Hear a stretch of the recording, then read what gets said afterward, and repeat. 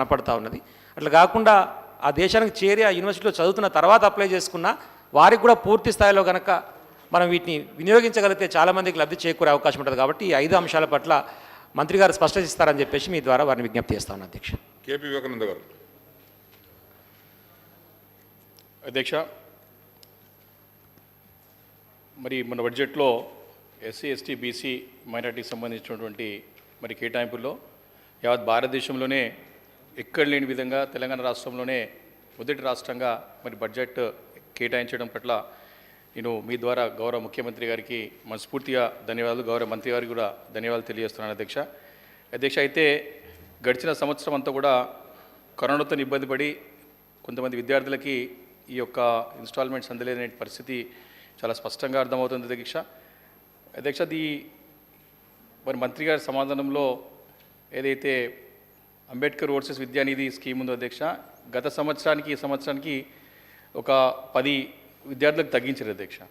అదేవిధంగా అధ్యక్ష ST Ambedkar overseas Vidyanidhi scheme ST students కూడా 31 ఉండే అధ్యక్ష, గత సంవత్సరం ఈ సంవత్సరం 24 తగ్గింది అధ్యక్ష. అదేవిధంగా Mahatma Jyotiba Phule overseas scholarship scheme కింద కూడా గత సంవత్సరం 326 వస్తే ఈ సంవత్సరం 161 ఇచ్చారు అధ్యక్ష. సేమ్ మైనారిటీ సంబంధించిన chief minister overseas scholarship scheme minority students కూడా 501 2018-19కి వస్తే ఈ సంవత్సరం 248 అధ్యక్ష, తగ్గింది అధ్యక్ష. అయితే దీంట్లో కూడా నాకున్నటువంటి సమాచారం ప్రకారం మరి నేను మంత్రి గారిని రిక్వెస్ట్ చేస్తున్నాను అధ్యక్ష. 2019-19లో దగ్గర 848 మంది బీసీ విద్యార్థులు అప్లై చేసుకోగా 224 అప్లికేషన్స్ రిజెక్ట్ అయినాయి అధ్యక్ష. మిగిలిన 624 మంది ఎలిజిబుల్ కాగా సెలక్షన్ లిస్ట్లో అంటే ఇప్పుడు దీంట్లో ఉన్న ప్రకారం చూస్తే 161 ఉంది అధ్యక్ష. అంటే వారికి స్కాలర్షిప్ మొదటి ఇన్స్టాల్మెంట్ ఇచ్చారు అధ్యక్ష. అంటే అది మొదటి ఇన్స్టాల్మెంట్ ఎంతమందికి ఇచ్చినారు, రెండో ఇన్స్టాల్మెంట్ ఎప్పుడు ఇస్తారు, అది కొంచెం స్పష్టత. ఎందుకంటే ఈ కరోనా మూలంగా కొంతమంది విద్యార్థులు అక్కడే ఉండిపోయినారు, ఇక్కడ నుంచి కొంతమంది ఆన్లైన్ ఎగ్జామ్స్ కానీ అవి చేస్తూ ఉన్నారు, మళ్ళీ వారు వెళ్తూ ఉన్నారు. కాబట్టి ఇది కొంచెం గ్యాప్ ఉంది అధ్యక్ష. ఈ కరోనా సమయం కాబట్టి ప్రత్యేకమైనటువంటి దృష్టి సాధించి మరి ఈ యొక్క విద్యార్థులు ఇబ్బందుల్లో, ఎందుకంటే తల్లిదండ్రులు సహజంగా అప్పు చేస్తూ ఉంటారు కాబట్టి వారికి త్వరగా ఇస్తే వాళ్ళు కోలుకుంటారని రిక్వెస్ట్ చేస్తూ ఈ సంవత్సరం 2020-21 ఆర్థిక సంవత్సరంలో ఎంతమందికి ఈ పథకం మనం చేసే ఆలోచన ఉందో ఒకసారి మంత్రి గారిని మీ ద్వారా రిక్వెస్ట్ చేస్తున్నాను అధ్యక్ష. Thank you. Janab Shakeel Saab.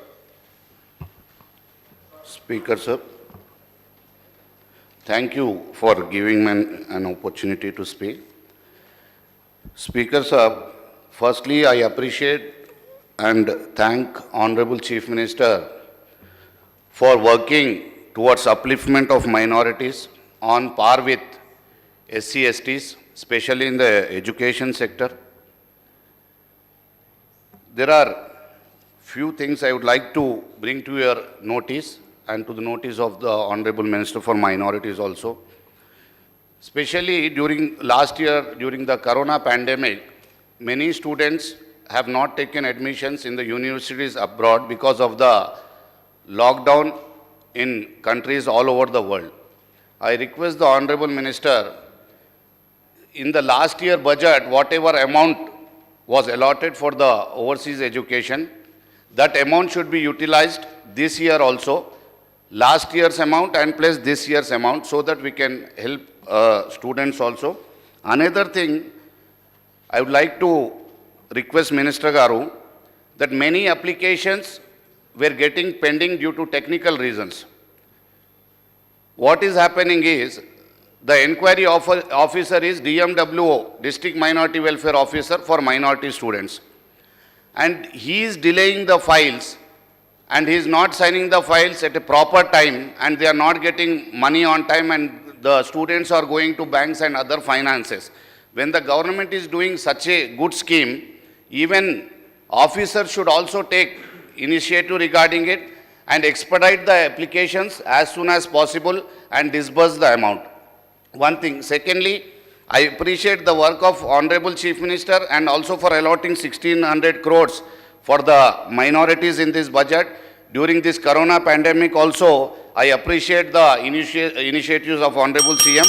And another one small thing I would like to request. Time. The scheme taken by our Honorable Chief Minister even the other states are taking this scheme as inspiration. In West Bengal election, now few political parties, the TMC party has mentioned in their manifesto regarding the overseas education scheme. So it's a very good scheme. I appreciate it, and I thank the Honorable Chief Minister also. Thank you so much. గౌరవ సభ్యురాలు శ్రీమతి హరిప్రియ భారత్ గారు. ధన్యవాదాలు అధ్యక్ష. ముందుగా ఎంతోమంది పేద విద్యార్థులు ఈరోజు విదేశాలకు వెళ్ళి చదువుకోవడానికి కారకులైనటువంటి గౌరవ ముఖ్యమంత్రి గారికి ధన్యవాదాలు తెలియజేసుకుంటూ, ఈరోజు 20 లక్షలు ఏవైతే మనం స్కాలర్షిప్ కింద చెల్లిస్తూ ఉన్నామో అధ్యక్ష, అందులో 10 లక్షల రూపాయలని ట్యూషన్ ఫీ లాగా, అలాగే మిగిలిన 10 లక్షల రూపాయలని మరొకసారి అంటే 2 దఫాలుగా చెల్లించడం జరుగుతూ ఉంది. అయితే ఇందులో ట్యూషన్ ఫీ జీవన వ్యయం కింద ఆ స్టూడెంట్స్కి ఇస్తూ ఉన్నాం. అయితే జీవన వ్యయం ఏదైతే మనం ఇస్తూ ఉన్నామో అది ఒకేసారి కాకుండా మరి మంత్లీ వైజ్ కనుక ఆ స్టూడెంట్కి ఇవ్వగలిగితే ఏమన్నా వాళ్ళు కోర్స్ పూర్తి చేసేటటువంటి ఆ టైంలో వాళ్ళ జీవన వ్యయానికి ఉపయోగపడుతుంది అనేసి గౌరవ మంత్రి గారిని కోరుతా ఉన్నాను అధ్యక్ష. అలాగే ఇంకొకటి పీజీ అండ్ పిహెచ్డి స్టూడెంట్స్కి మనం ఈ స్కాలర్షిప్స్ ఇస్తూ ఉన్నాం అధ్యక్ష. అయితే ఇక్కడ పీజీ అండ్ పిహెచ్డి స్టూడెంట్స్ యొక్క కోర్సులలో చాలా వ్యత్యాసం ఉంది అధ్యక్ష. వాళ్ళ కాల వ్యవధిలో పీజీ స్టూడెంట్స్ 2 సంవత్సరాలే, అయితే పిహెచ్డి చేయడానికి 3 నుంచి 5 సంవత్సరాల టైం కూడా పడుతుంది అధ్యక్ష. కానీ ఇద్దరికీ చెల్లించేటటువంటి స్కాలర్షిప్ మాత్రం 20 లక్షలే ఉంది. కాబట్టి ఏమైనా పిహెచ్డి స్టూడెంట్స్కి మరింత ఏమన్నా పెంచడానికి అవకాశం ఉందా అనేసి తమరి ద్వారా కోరుతా ఉన్నాను అధ్యక్ష. అలాగే మరి ఈ స్కాలర్షిప్ ద్వారా ఇప్పటి వరకు 3676 మంది లబ్ధి పొందినారనేసి గౌరవ మంత్రి గారు చెప్పినారు అధ్యక్ష. ఆ లిస్ట్ ఏదైతే ఉందో ఆ అభ్యర్థుల యొక్క లిస్ట్ని మరి నియోజకవర్గాల వారీగా మరి మాకు కూడా సమాచారం అందించవలసిందిగా గౌరవ మంత్రి గారిని కోరుతా ఉన్నాను అధ్యక్ష. ఇంకొక చివరి ప్రశ్న అధ్యక్ష, ఈ ఇన్కమ్కి సంబంధించి మనకు గతంలో తల్లిదండ్రుల ఇన్కమ్ మాత్రమే మనము కన్సిడర్ చేసేవాళ్ళం అధ్యక్ష. కానీ జీవో ఎంఎస్ నెంబర్ 7 ప్రకారము సవరణ చేస్తూ తల్లిదండ్రులు అలాగే ఉద్యోగం చేస్తున్నటువంటి విద్యార్థి యొక్క ఇన్కమ్ కూడా అందులో మెన్షన్ చేయాలి అనేసి పొందుపరచడం జరిగింది అధ్యక్ష. అయితే ఇక్కడ పీజీ కానీ పిహెచ్డి కోర్సు కానీ ఫర్దర్ స్టడీస్కి విదేశాలకు వెళ్ళవలసి వచ్చినప్పుడు ఆ విద్యార్థి తన ఉద్యోగానికి రాజీనామా చేసి వెళ్ళవలసి వస్తుంది. కాబట్టి దయచేసి ప్రభుత్వాన్ని కోరేది ఏంటంటే విద్యార్థి యొక్క ఇన్కమ్ కాకుండా మరి ఆ తల్లిదండ్రుల ఇన్కమ్ని బేస్ చేసుకొని మాత్రమే కనుక ఈ స్కాలర్షిప్ని ఇచ్చే విధంగా చర్యలు తీసుకోవాల్సిందిగా, దాని ద్వారా విద్యార్థులు ఎవరైతే ఫర్దర్ స్టడీస్కి వెళ్ళాలి అనేసి అనుకుంటున్నారో వాళ్ళు నష్టపోకుండా ఉంటారు అనేసి తమరి ద్వారా మంత్రి గారిని కోరుతా ఉన్నాను అధ్యక్ష. Thank you. Janab Jafar sir. Shakeel Sahab आप मास्क नहीं लगाए. ऑनरेबल स्पीकर सर, बहुत बहुत शुक्रिया आप मुझे ये जो क्वेश्चन में मौका देने का. साहब मेरा आपसे सीधा सवाल है आपके ज़रिए से मिनिस्टर साहब से, ये जो माइनॉरिटीज़ ओवरसीज़ स्कॉलरशिप है ये बड़ी अच्छी स्कीम है. हमारी पार्टी ने इसको वेलकम किया और हमारे party floor leader Akbaruddin Owaisi साहब ने सीएम साहब से रिक्वेस्ट करके 10 लाख के 20 लाख कराया. सर मगर मेरा एक सवाल है कि इसके अंदर 500 प्लस हमारे को हर साल स्टूडेंट्स को स्कॉलरशिप देना चाहिए, मगर अनफॉर्चुनेटली सिर्फ 2018 और 19 में हमने 500 का फिगर किया सर.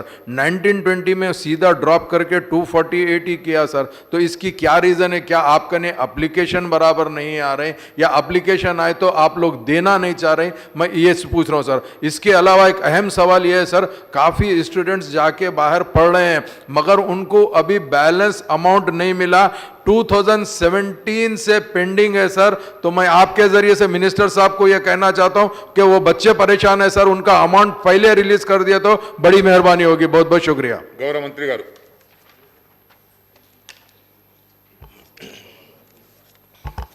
అధ్యక్ష, తెలంగాణ రాష్ట్రంలో పేద విద్యార్థులైనటువంటి ఎస్సీలు, ఎస్టీలు, బీసీల, మైనారిటీల కోసం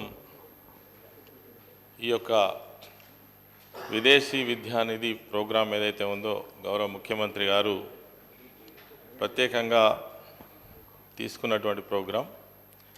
ఎస్సీ ఎస్టీల కోసం అయితే అంబేద్కర్ విదేశీ విద్య పేరిట, బీసీల కోసం మైనార్టీ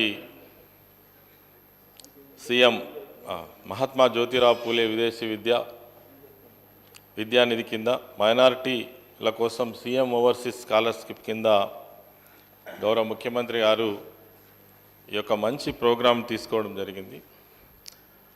ఈ ప్రోగ్రాం ద్వారా అనేక మంది పేద విద్యార్థులు గ్రామీణ ప్రాంతాల్లో ఉండి చాలా కష్టపడి చదివినటువంటి వాళ్ళు మరి మేము కూడా విదేశాలలో చదివే అవకాశం వస్తే మా గొప్ప జీవితాన్ని తీర్చిదిద్దుకోవచ్చు అనేటువంటి కలలు అనేటువంటి ఆశలతో ఉన్నటువంటి అనేక మంది విద్యార్థులకు ఇది ఒక వరం లాంటిది అధ్యక్ష. అందుకే తెలంగాణ రాష్ట్రంలో ఈ విదేశీ విద్య అనేటువంటిది ఒక మిథ్య కాకూడదనే ఉద్దేశంతో గౌరవ ముఖ్యమంత్రి గారు ఈ ప్రోగ్రామ్ని చాలా గొప్పగా డిజైన్ చేయడం జరిగింది అధ్యక్ష. అదేవిధంగా విదేశాలకు వెళ్ళేటువంటి వాళ్ళు వాళ్ళ భవిష్యత్తును ఊహించుకుంటారు అధ్యక్ష. మేము అక్కడికి వెళ్ళడం ద్వారా చాలా గొప్ప గొప్ప విషయాలను ఆస్వాదించుకోగలుగుతాం. మా ఇంగ్లీష్ భాష కూడా బ్రహ్మాండంగా ఇంప్రూవ్ చేసుకోగలుగుతాం, మా స్కిల్ పెంచుకోగలుగుతాం. అదేవిధంగా ప్రపంచంలో ఉన్నటువంటి విద్యార్థులతో పాటు మేము పోటీలో ఉండగలుగుతాం అనేటువంటి ఊహలు ఏవైతే ఉన్నాయో ఈ యొక్క విదేశీ విద్యానిధి ద్వారా మరి సాధ్యమవుతుందని చెప్పడంలో ఏమాత్రం సందేహం లేదు అధ్యక్ష. అదేవిధంగా మరి ఈ ప్రభుత్వం మన 2014 నుంచి తెలంగాణ రాష్ట్ర ప్రభుత్వం వచ్చిన తర్వాత గణనీయమైనటువంటి మార్పులను ఇందులో తీసుకురావడం జరిగింది అధ్యక్ష. ఈ ప్రోగ్రాం గతంలో ఉన్నప్పటికీ కూడా 10 లక్షలతో ఉన్నటువంటి ఈ ప్రోగ్రాంని గౌరవ ముఖ్యమంత్రి వర్యులు కేసీఆర్ గారు ఈ డబ్బులు సరిపోవు, విదేశాలకు వెళ్ళేటువంటి విద్యార్థులకు ఈ డబ్బు సఫిషియెంట్గా ఉండాలి, వాళ్ళకు ఒక ఉపయోగకరంగా ఉండాలనే ఉద్దేశంతో దీన్ని 20 లక్షల రూపాయలకు మరి పెంపొందించడం జరిగింది అధ్యక్ష. అదేవిధంగా ఇంతకుముందే సభ్యులు అడిగినట్టుగా, మిత్రులు కిషోర్ గారు అడిగినట్టుగా గతంలో ఇది మరి వాళ్ళ యొక్క ఆదాయ పరిమితి ఏదైతే ఉందో 3 లక్షల రూపాయలు ఉండే అధ్యక్ష. దీన్ని తెలంగాణ రాష్ట్ర ప్రభుత్వం వచ్చిన తర్వాత 5 లక్షలకు పెంచడం జరిగింది అధ్యక్ష. మళ్ళీ కూడా సభ్యులు దీన్ని పెంచితే బాగుంటుంది, 10 లక్షలు చేస్తే బాగుంటుంది అని కూడా మిత్రులు కిషోర్ గారు చెప్పడం జరిగింది. తప్పకుండా పరిశీలించే దాని మీద మరి ముఖ్యమంత్రి గారితో వారి దృష్టి తీసుకెళ్ళి ఈ విషయాన్ని కూడా పరిశీలిస్తాం అధ్యక్ష. అదేవిధంగా ఈ 20 లక్షలు ఒక్కొక్కరికి స్కాలర్షిప్ ఇవ్వడంతో పాటు మరి వీసా ఫీజు కింద కూడా వచ్చిపోయే మరి ఖర్చుల కోసం, విమానయాన ఖర్చుల కోసం 60,000 రూపాయలు కూడా మరి అందించడం జరుగుతూ ఉంది అధ్యక్ష. అదేవిధంగా ఇప్పుడు ఏవైతే 10 దేశాలు ఉన్నాయో ఇవి మన ప్రభుత్వం నిర్ణయించిన ఉద్దేశం కూడా ఏంటంటే ప్రపంచంలో ఉన్నటువంటి అతి ముఖ్యమైనటువంటి దేశాలనే ఇందులో తీసుకోవడం జరిగింది అధ్యక్ష. ప్రధానంగా అమెరికా కావచ్చు, ఇంగ్లాండ్ కావచ్చు, Australia, Canada, Singapore, Germany, New Zealand, Japan, France, దక్షిణ కొరియా లాంటి 10 దేశాలను ఇందులో మరి పొందుపరచడం జరిగింది అధ్యక్ష. ఇంకా కొన్ని దేశాలకు కూడా అవకాశం ఇస్తే బాగుంటుంది అనేటువంటి సభ్యుల కోరిక ఏదైతే ఉందో దాన్ని కూడా తప్పకుండా పరిశీలిస్తామని ఈ సందర్భంగా తెలియజేస్తూ, దీనికి సంబంధించినటువంటి అర్హతల విషయంలో కూడా ఖచ్చితంగా డిగ్రీ పాస్ అయి మరి 60% ఉత్తీర్ణత ఉండాలి. అదేవిధంగా కొన్ని పోటీ పరీక్షలు కూడా ఉన్నాయి ఇందులో. ఈ GRE కావచ్చు, టోఫెల్ కావచ్చు, IELTS కావచ్చు. దీంట్లో పాస్ అయి 35 సంవత్సరాలకు లోబడి ఉన్నటువంటి విద్యార్థులు మాత్రమే దీంట్లో అర్హులవుతారు. అదేవిధంగా ఈ సెలక్షన్ కూడా ప్రతి సంవత్సరం జూలై, ఆగస్టు మాసంలో మరి ఈ అడ్మిషన్లు జరుగుతూ ఉన్నాయి. విద్యార్థుల ఎంపిక కూడా ఆన్లైన్ ద్వారా పారదర్శకంగా చేయడం జరుగుతూ ఉంది. అదేవిధంగా ఇప్పటి వరకు ఈ యొక్క స్కీమ్ కింద 3,676 మంది విద్యార్థులు విదేశాల్లో చదవడానికి మరి ప్రభుత్వం ఖర్చు చేసినటువంటిది 589,69,00,000 రూపాయలు ప్రభుత్వం ఖర్చు చేయడం జరిగింది అధ్యక్ష. అదేవిధంగా 2013-14 నుండి 2021 వరకు ఈ విద్యార్థుల మన ఎస్సీ బీసీ ఎస్టీ మైనార్టీ వర్గాల సంబంధించి చూసినట్టయితే 581 మంది ఎస్సీ విద్యార్థుల కోసం మరి 100 కోట్ల 80 లక్షలను ఖర్చు చేయడం జరిగింది. అదేవిధంగా 240 మంది ఎస్టీ విద్యార్థుల కోసం 29 కోట్ల 89 లక్షలు ఖర్చు చేయడం జరిగింది. అదేవిధంగా బీసీ విద్యార్థుల కోసం 1171 మంది బీసీ విద్యార్థుల కోసం 181 కోట్లను ఖర్చు చేయడం జరిగింది. అదేవిధంగా మైనారిటీ విద్యార్థుల కోసం 1684 మంది మైనారిటీ విద్యార్థుల కోసం 277 కోట్ల 99 లక్షల రూపాయలను మొత్తంగా 3676 మంది విద్యార్థులకు గాను 589 కోట్ల రూపాయలను 589 కోట్ల 69 లక్షల రూపాయలను ఇప్పటి వరకు ప్రభుత్వం ఖర్చు చేయడం జరిగింది అధ్యక్ష.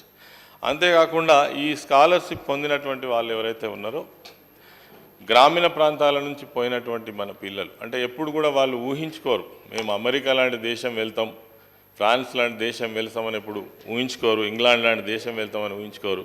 కానీ మన వెళ్ళినటువంటి ఈ విద్యార్థులు ఎవరైతే ఉన్నారో 54% అమెరికాలో ఉన్నారు అధ్యక్ష, ఆస్ట్రేలియాలో 21% ఉన్నారు, అదేవిధంగా ఇంగ్లాండ్లో 11.5% ఉన్నారు.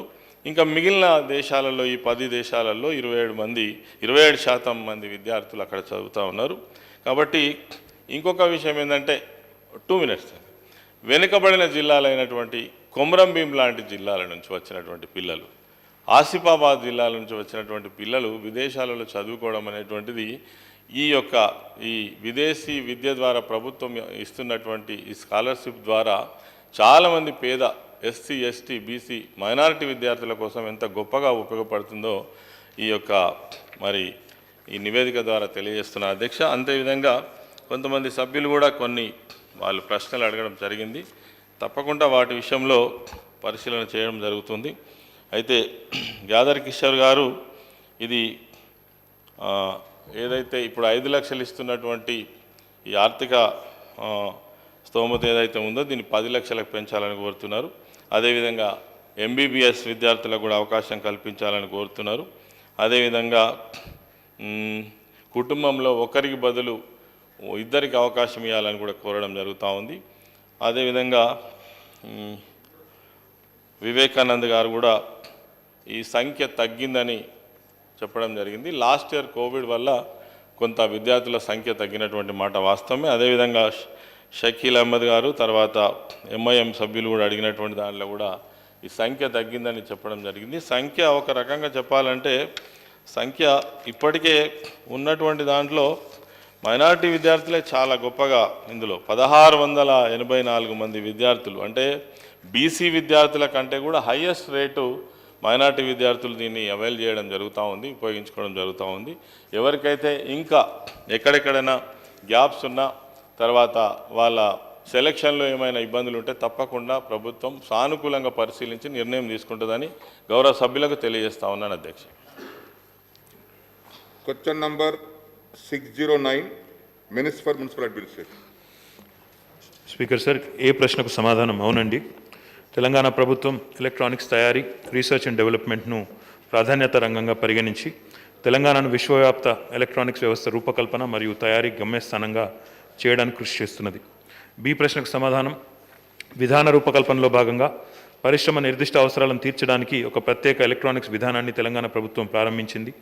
రాష్ట్రంలో విద్యుత్ వాహనాలు మరియు ఇంధన నిల్వ వ్యవస్థలను సత్వరమే చేపట్టి తయారీ R&Dని అభివృద్ధి చేసేలా చూడడానికి విద్యుత్ వాహకం 2020 నుంచి 30 దాకా ఇంధన నిల్వ విధానాన్ని రాష్ట్రం ఇటీవలే ప్రారంభించింది.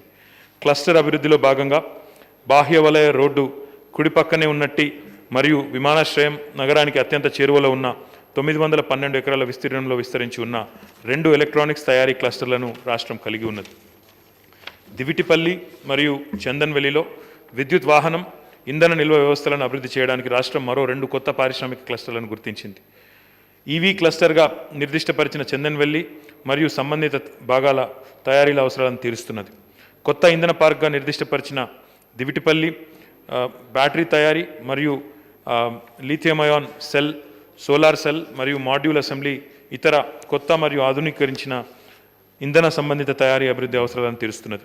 ఎలక్ట్రానిక్స్ అభివృద్ధి బృందంలో భాగంగా అవుట్ రీచ్ కార్యక్రమాలను నిర్వహించి పరిశ్రమతో సన్నిహితంగా పనిచేయడానికి, పర్యావరణ వ్యవస్థను మరింత అభివృద్ధిపరచడానికి ఎలక్ట్రానిక్స్లో పెట్టుబడులను ప్రోత్సహించేందుకు ప్రత్యేక నిపుణుల బృందాన్ని ఏర్పాటు చేయడం జరిగింది. స్టేక్ హోల్డర్లను నియమించడంలో భాగంగా పరిశ్రమలో ఇటీవలి పరిణామాలు ఏ విధంగా ఉన్నాయో తెలుసుకోవడానికి మరియు పరిశ్రమ వర్తక సంస్థలు, ఇన్వెస్ట్ ఇండియా, మైటీ మరియు ఇతర కేంద్ర మంత్రిత్వ శాఖలు, ఇతర బహుళ సంస్థలు వంటి ఎలక్ట్రానిక్స్ పరిశ్రమల వాల్యూ చైన్ వివిధ స్టేక్ హోల్డర్లతో ఐటీఎన్సీ డిపార్ట్మెంట్ క్రియాశీలంగా పనిచేస్తున్నది. స్టీరింగ్ కమిటీని కూడా ఏర్పాటు చేశాము. అందులో విద్యుత్ వాహన స్టీరింగ్ కమిటీని ఏర్పాటు చేసుకున్నాం. ఇది హైదరాబాద్ నగరంలో టైం బౌండ్ పద్ధతుల్లో EV demand creation, charging network development చేయడానికి, ఈవీ విధానం నియతకాలిక సమీక్ష కోసం నియతకాలిక ప్రాతిపదికన సమావేశం అవుతుంది. ప్రమోషనల్ అవుట్ రీచ్ యాక్టివిటీలో భాగంగా రాష్ట్రంలో ఎలక్ట్రానిక్స్ తయారీని అభివృద్ధిపరచడానికి దేశీయ నిర్దిష్ట రోడ్ షోలు, నిర్దిష్ట రంగం ఈవెంట్లు, వెబినార్లు, ప్రధాన నిర్ణాయక వర్గం, ప్రభావితం చేసేవారు, ఒకదాని తర్వాత ఒక సమావేశాలు, బ్రోచర్లు, వార్తాపత్రికలలో ఆర్టికల్స్, ఇతర కార్యకలాపాలు వంటి పెట్టుబడి అభివృద్ధి కార్యకలాపాలను ఎలక్ట్రానిక్స్ విభాగం చేపడుతున్నది. సి ప్రశ్నకు సమాధానం: 70,000 కోట్ల విలువ గల పెట్టుబడులను ఆకర్షించి ఎలక్ట్రానిక్స్, విద్యుత్ వాహన సంబంధిత రంగాల్లో రాబోయే 4 సంవత్సరాల్లో 3 లక్షల ఉద్యోగాలను కల్పించాలనే రాష్ట్ర ప్రభుత్వం లక్ష్యంగా పెట్టుకున్నది. డి ప్రశ్నకు సమాధానం: 250కి పైబడిన కంపెనీలలో ఎలక్ట్రానిక్స్ రంగం 1,60,000 మందికి ఉపాధిని కల్పిస్తుంది. ఎలక్ట్రానిక్స్ తయారీ క్లస్టర్లలో, ఈఎంసీలలో సుమారు 40 కంపెనీలకు కేటాయింపులను ఖరారు చేయడం జరిగింది.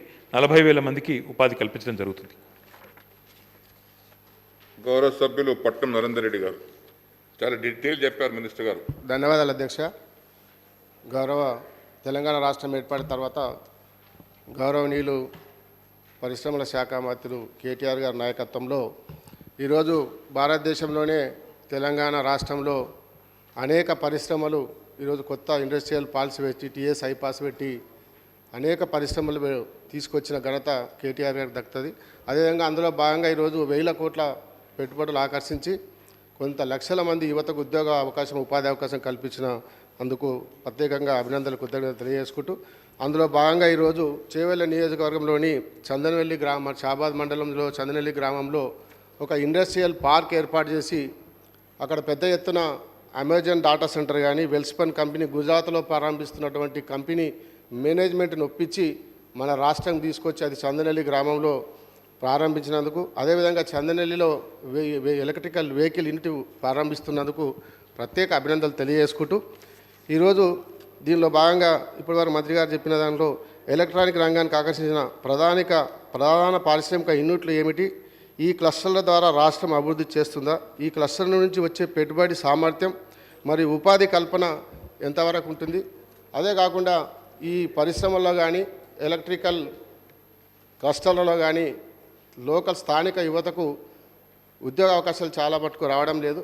నేను ఏంటంటే మంత్రి గారిని కోరేది ఒకటే, అక్కడ స్కిల్ డెవలప్మెంట్ సెంటర్స్ పెట్టి, ట్రైనింగ్ సెంటర్స్ పెట్టి వాళ్ళకి స్కిల్ డెవలప్మెంట్ ట్రైనింగ్ సెంటర్లో కోచింగ్ ఇప్పించి వాళ్ళకు ఆ స్థానికంగా ఉన్నటువంటి యువతకు ఉద్యోగ అవకాశాలు కల్పించాలని మీ ద్వారా మంత్రి గారిని కోరుతున్నాను అధ్యక్ష. అదేవిధంగా కొత్తగా ఏర్పడ్డ వికారాబాద్ జిల్లాలో ఈ క్లస్టర్ని ఇక్కడ కొత్తగా ఏర్పాటు చేస్తే అక్కడ ఈసీ క్లస్టర్స్, ఎలక్ట్రానిక్ క్లస్టర్స్ కానీ, అదేవిధంగా అక్కడ వికారాబాద్ జిల్లా ప్రాంతంలో నా నియోజకవర్గం కొడంగల్ ప్రాంతంలో ఎందుకంటే చాలామంది విద్యార్థులు అక్కడ ఇంజనీరింగ్, మెకానికల్, ఇంజనీరింగ్, ఎలక్ట్రికల్ చేసిన గ్రాడ్యుయేట్స్ చాలామంది ఉన్నారు. వాళ్ళు నిరుద్యోగం ఉన్నారు కాబట్టి వాళ్ళకి ఉద్యోగ అవకాశాలు కల్పించడానికి అవకాశం ఉంటుంది. కాబట్టి ఈ ఎలక్ట్రికల్ క్లస్టర్ కూడా ఒక కొడంగల్ ప్రాంతంలో ఒకటి ఏర్పాటు చేస్తే బాగుంటుందని మీ ద్వారా మంత్రి గారిని కోరుతున్నాను అధ్యక్ష. డాక్టర్ ఆనంద్ గారు. ధన్యవాదాలు అధ్యక్ష. క్వశ్చన్ తప్పకుండా అధ్యక్ష. ఇప్పటికి హాఫ్ అన్ అవర్ అయిపోయింది. 2 నిమిషాలు అధ్యక్ష. క్వశ్చన్ అడుగుతున్నాను అధ్యక్ష. మంత్రి గారు చాలా డీటెయిల్గా చెప్పారు, తోటి శాసనసభ్యులు కూడా చాలా విషయాలు అడిగాడు. నేను 2-3 విషయాలు తమరి ద్వారా గౌరవ మంత్రి గారి దృష్టికి తీసుకురావదలుచుకున్నాను అధ్యక్ష. తెలంగాణ గవర్నమెంట్ రాకముందు, వచ్చిన తర్వాత పరిశ్రమలు అప్పుడు ఎట్లా ఉండే, ఇప్పుడు ఎట్లా ఉన్నాయి, ఉపాధి అంతకుముందు ఎంత కల్పించేటటువంటి వాళ్ళు ఇప్పుడు ఎంతమందికి కల్పిస్తున్నాము, భవిష్యత్తు లోపల మనం ఎంతమందికి టార్గెట్గా పెట్టుకున్నాం అనేటటువంటిది ఒకటి అధ్యక్ష. ఇంకొకటి, మార్కెట్ పొటెన్షియల్ చాలా అవసరం కాబట్టి మనము తయారు చేసేటటువంటి రంగంలో ఏ వస్తువులకు మనము సిగ్నిఫికెంట్గా మనం ప్రమోట్ చేస్తున్నాం అనేటటువంటిది ఒకటి అధ్యక్ష. ఈ ఎలక్ట్రానిక్స్ సంబంధించినటువంటి విద్య, ఐటీఐ కావచ్చు, పాలిటెక్నిక్, ఇంజనీరింగ్ లాంటిది మనం ఏ విధంగా ఎంకరేజ్ చేస్తున్నాము, పట్టాలు తీసుకొని వచ్చినటువంటి వాళ్ళకు ఉద్యోగ అవకాశాల లోపల మనం ఏ విధంగా చేస్తున్నాం అనేటటువంటిది ఒకటి అధ్యక్ష. దీన్ని ప్రమోట్ చేయడం గురించి ఏమైనా ఇన్సెంటివ్స్ కానీ, సబ్సిడీస్ కానీ, రిబేట్స్ కానీ ఏమైనా ఇస్తున్నామా? అట్లాగే మౌలిక వసతులైనటువంటి ల్యాండు, కరెంటు వసతులు ఏమన్నా మనము ప్రమోట్ చేయడం గురించి చేస్తున్నామా? ఈ కల్పిస్తున్నటువంటి అవకాశాలను సద్వినియోగం చేసుకోవటానికి మనము అవగాహన ఏమన్నా కల్పిస్తున్నామా అనేటటువంటి ఇంకోటి అధ్యక్ష. ఇంకొకటి ఈ వేస్ట్ రీసైక్లింగ్ కూడా చిన్నది అయినప్పటికీ మనము పాడైనటువంటి వాటిని ఈ వేస్ట్ రీసైక్లింగ్ గురించి ఏ విధంగా మనము దాన్ని ప్రమోట్ చేస్తున్నాం అనేటటువంటిది అధ్యక్ష. ఇంకొక విషయము ఎస్సీ, ఎస్టీ, బీసీ, మైనారిటీ వాళ్లకు మనము సూక్ష్మ లేదా మధ్య తరగతి పరిశ్రమల లోపల ఏ విధంగా మనము వాళ్ళని ఎంకరేజ్ చేస్తున్నాము, ముఖ్యంగా మహిళలకు ఏ విధంగా చేస్తున్నాము, లేకపోతే చేసేటటువంటి ఆలోచన ఏమన్నా ఉంది అని చెప్పి తమరి ద్వారా గౌరవ మంత్రి గారిని అడుగుతున్నాను అధ్యక్ష. అట్లాగే మా అయిపోయింది అధ్యక్ష, ఒకటే నిమిషం. ఇందాక కొడంగల్ శాసనసభ్యులు గారు అడిగినట్లు మా వికారాబాద్ నియోజకవర్గంలో కూడా చాలామంది నిరుద్యోగ యువత ఉన్నారు, పట్టభద్రులు ఉన్నారు. కాబట్టి ఈ ఎలక్ట్రానిక్స్ సంబంధించినటువంటి మా దగ్గర కూడా పార్కులు ఏర్పాటు చేసినట్టయితే మా యువతకు ఉపయోగంగా ఉంటుంది అని చెప్పి తెలియజేసుకుంటూ సెలవు తీసుకుంటున్న అధ్యక్ష. ధన్యవాదాలు. మహేష్ రెడ్డి గారు జస్ట్ 1 minute క్వశ్చన్ అడగండి. ధన్యవాదాలు అధ్యక్ష. తెలంగాణ సాధించిన తర్వాత పరిశ్రమలు మరి దాదాపు పెద్ద ఎత్తున రావడం. క్వశ్చన్ అడగండి మహేష్ రెడ్డి గారు. సార్ ఒక్కటే నిమిషం సార్, లేకుంటే మైక్ కట్ అవుతుంది. గౌరవ మంత్రి గారు ఏదైతే దాదాపు 4 ఏళ్ల కాలంలో దాదాపు ఒక 23,000 కోట్లతోటి మరి ఎలక్ట్రానిక్ రంగంలో పెట్టుబడులు వచ్చినాయని చెప్పడం జరిగింది అధ్యక్ష. రాబోయే కాలంలో కూడా ఇంకొక 70,000 కోట్లు రావడం చెప్పడం జరిగింది. ఎందుకంటే ఎలక్ట్రానిక్స్ అనేటివి ప్రతి ఇంటికి కూడా అవసరం. కాబట్టి మరి ఈ రంగంలో మనం ఇంకా పెట్టుబడులు రానికే ఆస్కారం ఎంతగానో ఉంది. అదేవిధంగా మరి ఉపాధి కూడా ఖచ్చితంగా మరి తెలంగాణ బిడ్డలకే వచ్చే విధంగా నైపుణ్యాన్ని శిక్షణ ఇచ్చి ప్రతి కంపెనీలో, ఎందుకంటే నైపుణ్యం వాళ్ళని తీసుకుంటారు కాబట్టి ఎక్కువ శాతం మరి తెలంగాణ వాళ్ళకు వచ్చే విధంగా గౌరవ మంత్రి గారు కూడా చర్యలు తీసుకొని స్కిల్ డెవలప్మెంట్ ఇచ్చి, అదేవిధంగా మరి మా నియోజకవర్గం సంబంధించి మీ అనుమతితోటి మరి రాకంచెర్లలో దాదాపు ఒక 10 సంవత్సరాల కింద మరి ఇండస్ట్రియల్ ఎస్టేట్ ఎప్పుడో ఏర్పాటు చేయడం జరిగింది. అప్పుడు మరి కాటేదాన్లో ఉన్నటువంటి మరి స్టీల్ రీరోలింగ్ యూనిట్లు అన్నీ కూడా తీసుకొచ్చి అక్కడ పెడతామని అప్పుడు చేయడం జరిగింది అధ్యక్ష. మరి ఇప్పటివరకు ఒక్కటి కూడా అక్కడ 2 యూనిట్లు వచ్చినాయి. మరి దాన్ని జనరల్ కింద చేసినట్టయితే మరి ఇప్పుడు వచ్చే ఈ ఎలక్ట్రానిక్స్ కానీ ఇంకే పరిశ్రమలు కూడా అన్నీ కూడా నిండే ఆస్కారం ఉంటుంది. ఎందుకంటే వికారాబాద్ జిల్లా వెనుకబడిన ప్రాంతం కాబట్టి గతంలో కూడా మంత్రి గారి దృష్టికి తీసుకుపోయినాం. తప్పకుండా దాని చర్యలు తీసుకోవాలని మిమ్మల్ని కోరుకుంటూ ధన్యవాదాలు అధ్యక్ష. గౌరవ మంత్రి గారు. అధ్యక్ష, గౌరవ సభ్యులు నరేందర్ రెడ్డి గారు మాట్లాడుతూ స్థానిక యువతకు ఉపాధి అవకాశాలు అన్నారు అధ్యక్ష. తప్పకుండా ఈ విషయంలో ప్రభుత్వం చాలా చిత్తశుద్ధితో మన Telangana academy for skill and knowledge ద్వారా ఈఎస్డిఎం ట్రైనింగ్ చేస్తూ ఉన్నాం అధ్యక్ష. ఈఎస్డిఎం అంటే electronic system design and manufacturing training అధ్యక్ష. ఇందులో భాగంగా ఇప్పటికే 60,000 మంది స్థానిక యువతకి మనం ట్రైనింగ్ ఇవ్వడం జరిగింది. అందులో 60,000 మందిలో ఒక 30,000 మందికి ఇప్పటికే ఇదే రంగంలో ఉపాధి అవకాశాలు కూడా మనం కల్పించడం జరిగింది అధ్యక్ష. దాంతోపాటు ఎంత ఇన్వెస్ట్మెంట్ వచ్చింది అని చెప్పి మిత్రులు ఆనంద్ గారు అదే రకంగా నరేందర్ రెడ్డి గారు కూడా అడిగినారు అధ్యక్ష. పోయిన 6 సంవత్సరాల్లో ఒక 23,000 కోట్ల ఇన్వెస్ట్మెంటు ఎలక్ట్రానిక్స్ ఇండస్ట్రీలో, ఎలక్ట్రానిక్స్ మ్యానుఫ్యాక్చరింగ్ సెక్టర్లో మనం తెచ్చుకున్నాం అధ్యక్ష. దానిలో భాగంగా ఇంతకుముందే నేను తమరి ద్వారా సభకు నివేదించినట్టు 1,60,000 కొత్త ఉపాధి అవకాశాలు మనం సృష్టించుకున్నాం. అంతకుముందు తెలంగాణ రాష్ట్ర ఏర్పాటు జరగకముందు ఈ రంగంలో కేవలం ఒక 50,000 ఉద్యోగాలు మాత్రమే ఉండేది అధ్యక్ష. దానికి ఈరోజు అదనంగా మరి 1,10,000 ఉద్యోగాలు అదనంగా, అంటే మొత్తం 2,10,000 ఉద్యోగాలు మొత్తం అధ్యక్ష. 1,60,000 అదనంగా రావడం జరిగింది అధ్యక్ష. ఇందులో లాస్ట్ ఒక 1 ఇయర్లోనే ఒకవైపు ఈ కరోనా ఇబ్బంది ఉన్నప్పటికీ పోయిన ఒక సంవత్సరంలోనే కొత్తగా ఒక 40 కంపెనీలను కూడా మనం ఇక్కడికి ఆకర్షించడం జరిగింది అధ్యక్ష. దాంతోపాటు వారు మన ఎలక్ట్రానిక్స్ రంగానికి ఇన్సెంటివ్స్ ప్రభుత్వం ఏమైనా ఇస్తుందని అడిగారు. ఎలక్ట్రానిక్స్ తయారీలో అంటే ఎలక్ట్రానిక్స్ మ్యానుఫ్యాక్చరింగ్ సంబంధించి అధ్యక్ష, ఆ రంగానికి సంబంధించి క్యాపిటల్ సబ్సిడీ రూపంలో 2 కోట్ల నుంచి 30 కోట్ల రూపాయల వరకు క్యాపిటల్ సబ్సిడీ, జీఎస్టీ రీయింబర్స్మెంట్ కానీ, అదే రకంగా పోర్టు నుంచి ఇక్కడికి తీసుకొని రావడానికి ట్రాన్స్పోర్ట్ రవాణా సబ్సిడీ కానీ, అదేవిధంగా ఎలక్ట్రానిక్స్లో ముఖ్యంగా విద్యుత్కు సంబంధించి వినియోగం కూడా ఎక్కువ ఉంటుంది కాబట్టి విద్యుత్ వినియోగం కానీ ఇవన్నీ కూడా ఇస్తూ ఉన్నాం. అందులో ప్రత్యేకించి ఎస్సీ, ఎస్టీ, మహిళా పారిశ్రామికవేత్తల కోసం ప్రత్యేకంగా పాలసీలో అన్ని వివరాలున్నాయి అధ్యక్ష. రాష్ట్ర ప్రభుత్వం ఒక ఐటీ రంగంలోనే 16 ప్రత్యేకమైన పాలసీలు తీసుకొచ్చింది. అందులో ఎలక్ట్రానిక్స్ పాలసీ కూడా ఒకటి. గౌరవ సభ్యులకు పూర్తి వివరాలు నేను అందజేస్తాను అధ్యక్ష. దాంతోపాటు వారు అడిగారు అధ్యక్ష, మన స్థానిక పిల్లలకు ఉపాధి అవకాశాలు ఇంకా ట్రైనింగ్ ఇవ్వండి, ఇంకా కూడా హెల్ప్ చేయండి అని అడిగారు. తప్పకుండా లోకల్గా ఎక్కడెక్కడ స్కిల్ డెవలప్మెంట్ సెంటర్స్ అవసరం గౌరవ శాసనసభ్యులతో సంప్రదించి వికారాబాద్ జిల్లా ఇద్దరు శాసనసభ్యులు కూడా వికారాబాద్ జిల్లా నుంచి ప్రస్తావించారు. ముగ్గురికి సంబంధించి కూడా అక్కడ ప్రత్యేకంగా గౌరవ పార్లమెంట్ సభ్యులు రంజిత్ రెడ్డి గారు కూడా ముందుకొచ్చారు. వారు అక్కడ ఒక స్కిల్ డెవలప్మెంట్ సెంటర్ కూడా ఏర్పాటు చేస్తున్నారు. అవసరమైతే ప్రభుత్వం కూడా మరింత ప్రయత్నం కూడా చేస్తుంది అధ్యక్ష. చివరిగా అధ్యక్ష, వారు ఈ వేస్ట్ రీసైక్లింగ్ గురించి కూడా అడిగారు. దానికి సంబంధించి ఇప్పటికే ఒక సెంటర్ ఆఫ్ ఎక్సలెన్స్ కూడా మనం హైదరాబాద్లో ఏర్పాటు చేసినాం అధ్యక్ష. దాంతోపాటు గవర్నమెంట్ ఆఫ్ ఇండియా ఇన్స్టిట్యూషన్ కూడా ఒకటి ఉంది, సీమెట్ అని. దాంతోపాటు మన రాష్ట్ర ప్రభుత్వం కూడా ఈ వేస్ట్ రీసైక్లింగ్ సంబంధించి కూడా ఒక పాలసీ తీసుకొచ్చింది. దీనిలో భాగంగా అన్ని ఐటీ పార్కులకు కూడా ఒక నిర్దేశిత లక్ష్యాన్ని ఇచ్చాం. తప్పకుండా గౌరవ సభ్యులు చేసిన ఇతర సూచనలు, వికారాబాద్లో మరిన్ని పరిశ్రమలు రావాలి అని 3 శాసనసభ్యులు కూడా కోరారు.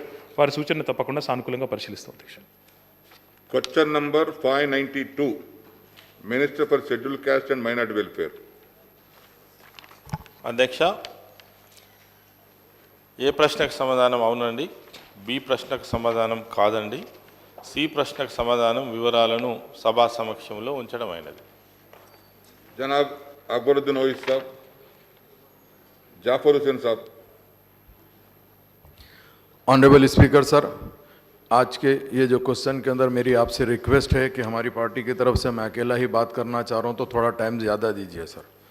क्वेश्चन पूछिए. सर, मेरा Question पूछिए. मिनिस्टर साहब से एक सप्लीमेंट्री क्वेश्चन है, whether it's a fact that the government not issued notification after financial year 2015-16 for inviting application under bank linked subsidy scheme sir. And दूसरा ये है sir, why government not issued notification for call fresh application from 16-17 financial year onward sir. तीसरा यह है sir, if the government want to clear the pending application of 2015-16 can allocated additional budget for this financial year only, why carried forward in continuous 2016, 17, 17, 18, 18, 19, 19, 20, 20, 21 and what about 21, 22? Last 5 years no new application were called for bankable subsidy scheme sir. Thus fourth question here, sir, the same process system is following in the schemes also in other departments. What are the norms following in the bankable subsidy scheme like SC, ST, BC, sir? And fifth, the means last 5 years from the minority candidate, no application were called, no notification has issued. Minister, please specify the 15-16 financial year onwards for this scheme budget allocated release and expenditure sir. और मेरा main ये है sir कि जो 14-15 में आप scheme लेके आए थे सर, उसके अंदर यूनिट कॉस्ट अगर 1 लाख रुपए रहे तो सब्सिडी आप 50% दे रहे थे, बाकी बैंक 50% दे रहा था सर. यूनिट कॉस्ट अगर 2 लाख रहे तो सेम 50% दे रहे थे एंड बैंक 50% दे रहा था और subsidy 15% sir. During the 15-16 under economical support scheme for the total online application registered by the minorities candidates were 1,53,906 under category 1, 2 and 3 as follows sir. Category 1 31,026, that is sir 1 lakh की scheme में 80% subsidy होता है. Category 2 में 79,400 on that is the up to 2 lakhs 70% subsidy.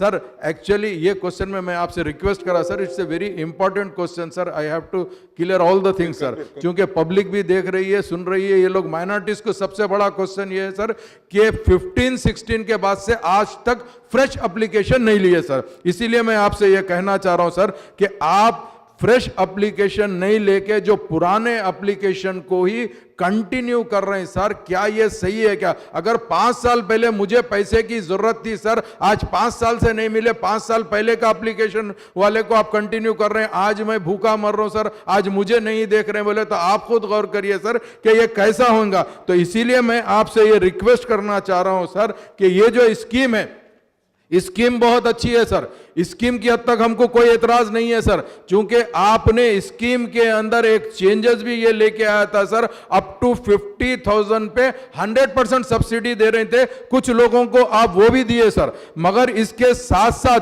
50,001 से 1 lakh rupees वालों को जो 80% subsidy 20% bank जो देने वाली है सर, ये अभी तक नहीं हो रहा सर, और जिसको अप टू 10 लाख तक भी आपने वादा किया था सर, मगर कोई स्कीम किसी को भी नहीं मिली सर। तो मेरा आपसे ये कहने का मतलब ये है सर कि ये जो स्कीम आप 5 साल पहले लिए थे, तो क्या ऐसा ये सिस्टम थोड़ा ही 5 साल में कंटिन्यू प्रोसेस चलता सर? अगर एवरी ईयर आप अगर एप्लीकेशन लिए हैं, सपोज आप उसमें 10,000 देना चाह रहे हैं या 20,000 देना चाह रहे हैं, उनको दीजिए सर, उसके बाद में खत्म करके फिर फ्रेश एप्लीकेशन लीजिए सर। आप वो नहीं कर रहे हैं। अगर आपको ये देखते हैं तो 2014 से लेके आज तक आप कितने लोगों को दिए और कितना पैसा दिए सर? सिर्फ 209 करोड़ रुपए दिए। तो क्या हमारे को ये स्कीम के लिए इतना ही फंड्स आप एलोकेट थोड़ा ही किए थे सर? आपको ये सोचना चाहिए। तो मेरा मिनिस्टर साहब से सीधा सवाल है कि आज कोरोना की तरफ से लोग परेशान है सर, ये स्कीम को आप लाना चाहिए और ज्यादा से ज्यादा इसमें बजट रखना चाहिए और गरीबों को फायदा करना चाहिए सर। उसके लिए मैं आपसे दरखास्त करता हूं, मिनिस्टर साहब इसमें क्लियर रिप्लाई देंगे ताकि अवाम को ये चीज का मैसेज पहुंचे सर। बहुत बहुत शुक्रिया। मिनिस्टर गारू అధ్యక్ష, తెలంగాణ రాష్ట్ర మైనారిటీ ఫైనాన్స్ కార్పొరేషన్ ఏదైతే ఉందో దీని ద్వారా ఆర్థికంగా వెనుకబడినటువంటి మైనారిటీ సోదరులకు అనేక స్కీమ్స్ ద్వారా వారిని ఆర్థికంగా వృద్ధిలోకి తీసుకురావాలనేటువంటిదే దీని యొక్క ప్రధాన ఉద్దేశం. తెలంగాణ రాష్ట్రం వచ్చిన తర్వాత చాలా గొప్పగా గౌరవ ముఖ్యమంత్రి గారు ఈ స్కీమ్ని కూడా డిజైన్ చేయడం జరిగింది. చాలా పెద్ద మొత్తంలో కూడా బడ్జెట్స్ కూడా పెంచడం కూడా జరిగింది అధ్యక్ష. ఇది ఈరోజు మన రాష్ట్రంలో ఉన్నటువంటి ముస్లింలు కావచ్చు, సిక్కులు కావచ్చు, పార్సీలు కావచ్చు, బౌద్ధులు కావచ్చు మరియు జైన్లు కావచ్చు, వీరికి ఆర్థిక సహాయం కింద అనేక పథకాలు బ్యాంక్ లింకేజ్తో సబ్సిడీ రూపంలో ఇవ్వడం జరుగుతూ ఉంది. అయితే 2015-16 సంవత్సరంలో మరి ఈ 3 కేటగిరీలకు సంబంధించినటువంటి ఆన్లైన్ అప్లికేషన్స్ తీసుకోవడం జరిగింది అధ్యక్ష.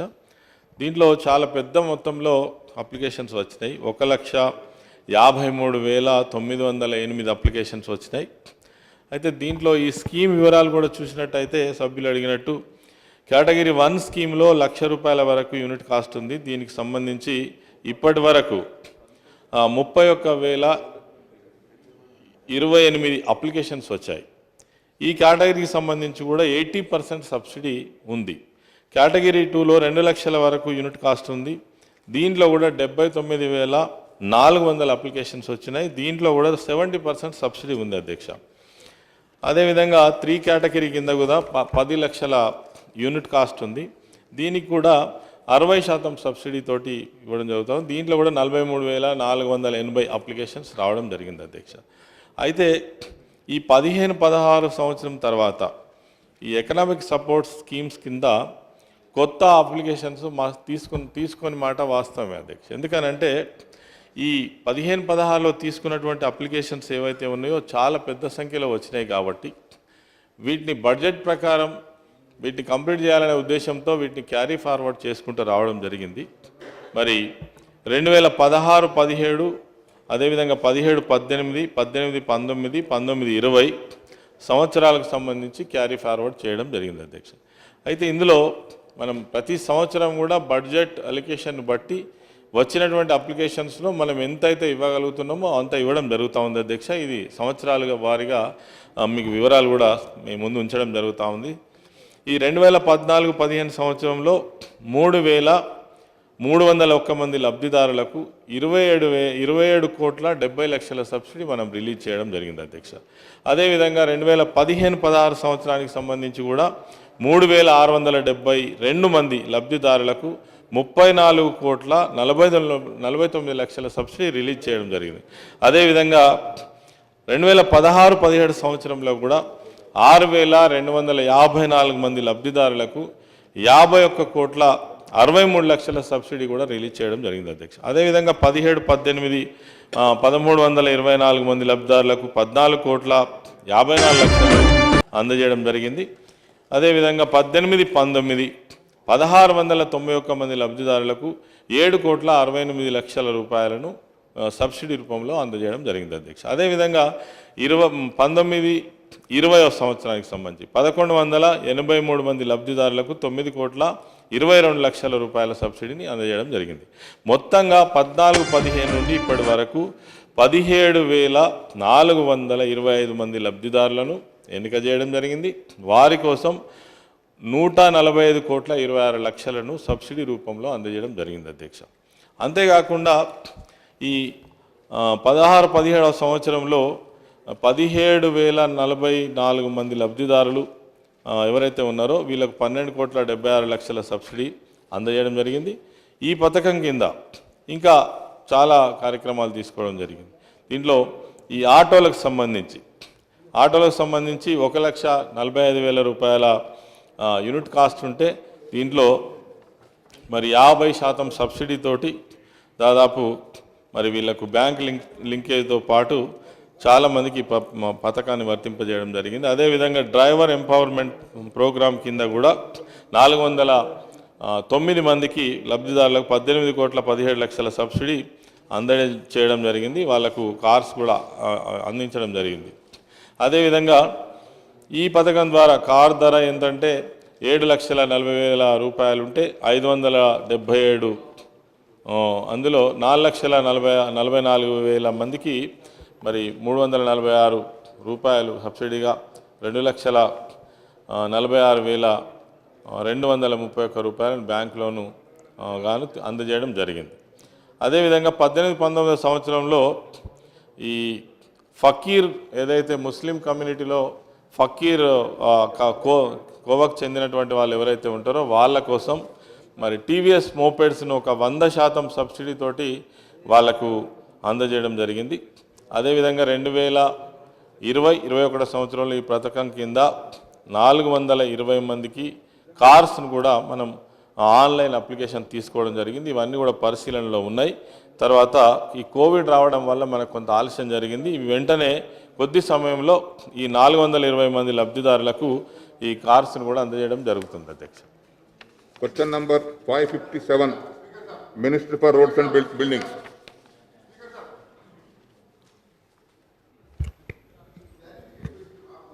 सफिशिएंट बोले ना भाई, सफिशिएंट जीरो ओवर में ले लीजिए, जीरो ओवर में पूछिए।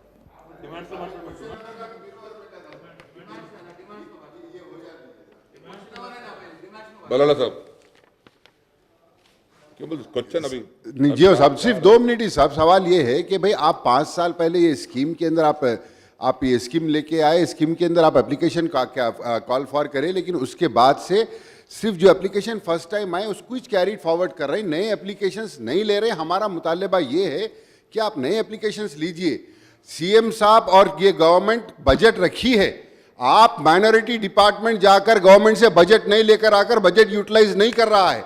हमारा मुतालबा ये है कि आप बजट लेकर आकर बजट यूटिलाइज करिए।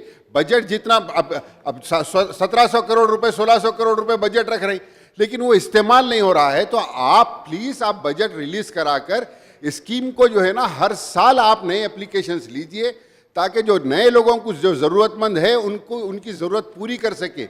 हम ये कहना चाह रहे हैं कि हम ये नहीं बोल रहे हैं कि आप एप्लीकेशंस जो फर्स्ट टाइम बुलाए आज तक सिर्फ वही कैरी फॉरवर्ड कर रहे हैं आप। तो प्लीज़ मेरी आपसे गुजारिश है कि वो आप एक आवाम को एक मैसेज दें कि वो इस एकेडमिक ईयर के अंदर, ये फाइनेंशियल ईयर के अंदर मैक्सिमम एप्लीकेशंस बुलाएंगे हर जोबे के अंदर। मिनिस्टर गाరు తప్పకుండా గౌరవ సభ్యులు బల్లాల గారు మరియు తను చెప్పినటువంటి జాఫర్ హుస్సేన్ గారు చెప్పినటువంటి సూచనలు ఏవైతే ఉన్నాయో ఈ కొత్త బడ్జెట్లో తప్పకుండా కొత్త అప్లికేషన్స్ తీసుకోవడంతో పాటు మరి మనకు వచ్చినటువంటి బడ్జెట్ కూడా ఈసారి ముఖ్యమంత్రి గారు చాలా గొప్పగా బడ్జెట్ ఇవ్వడం జరిగింది. దాదాపు 1,606 కోట్ల రూపాయలు మైనారిటీ వెల్ఫేర్ కోసం కేటాయించడం జరిగింది. దాంట్లో మరి ఈసారి చాలా గొప్పగా చేసుకునేటువంటి ప్రయత్నం చేద్దామని సభ్యులకు తెలియజేస్తాం. Question number 557, minister for roads and buildings. అధ్యక్ష, ఏ ప్రశ్నకు సమాధానం నర్సంపేట కొత్తగూడ రోడ్డు మధ్యగల రోడ్డు రెండు భాగాలుగా కలిగి ఉంది అధ్యక్ష.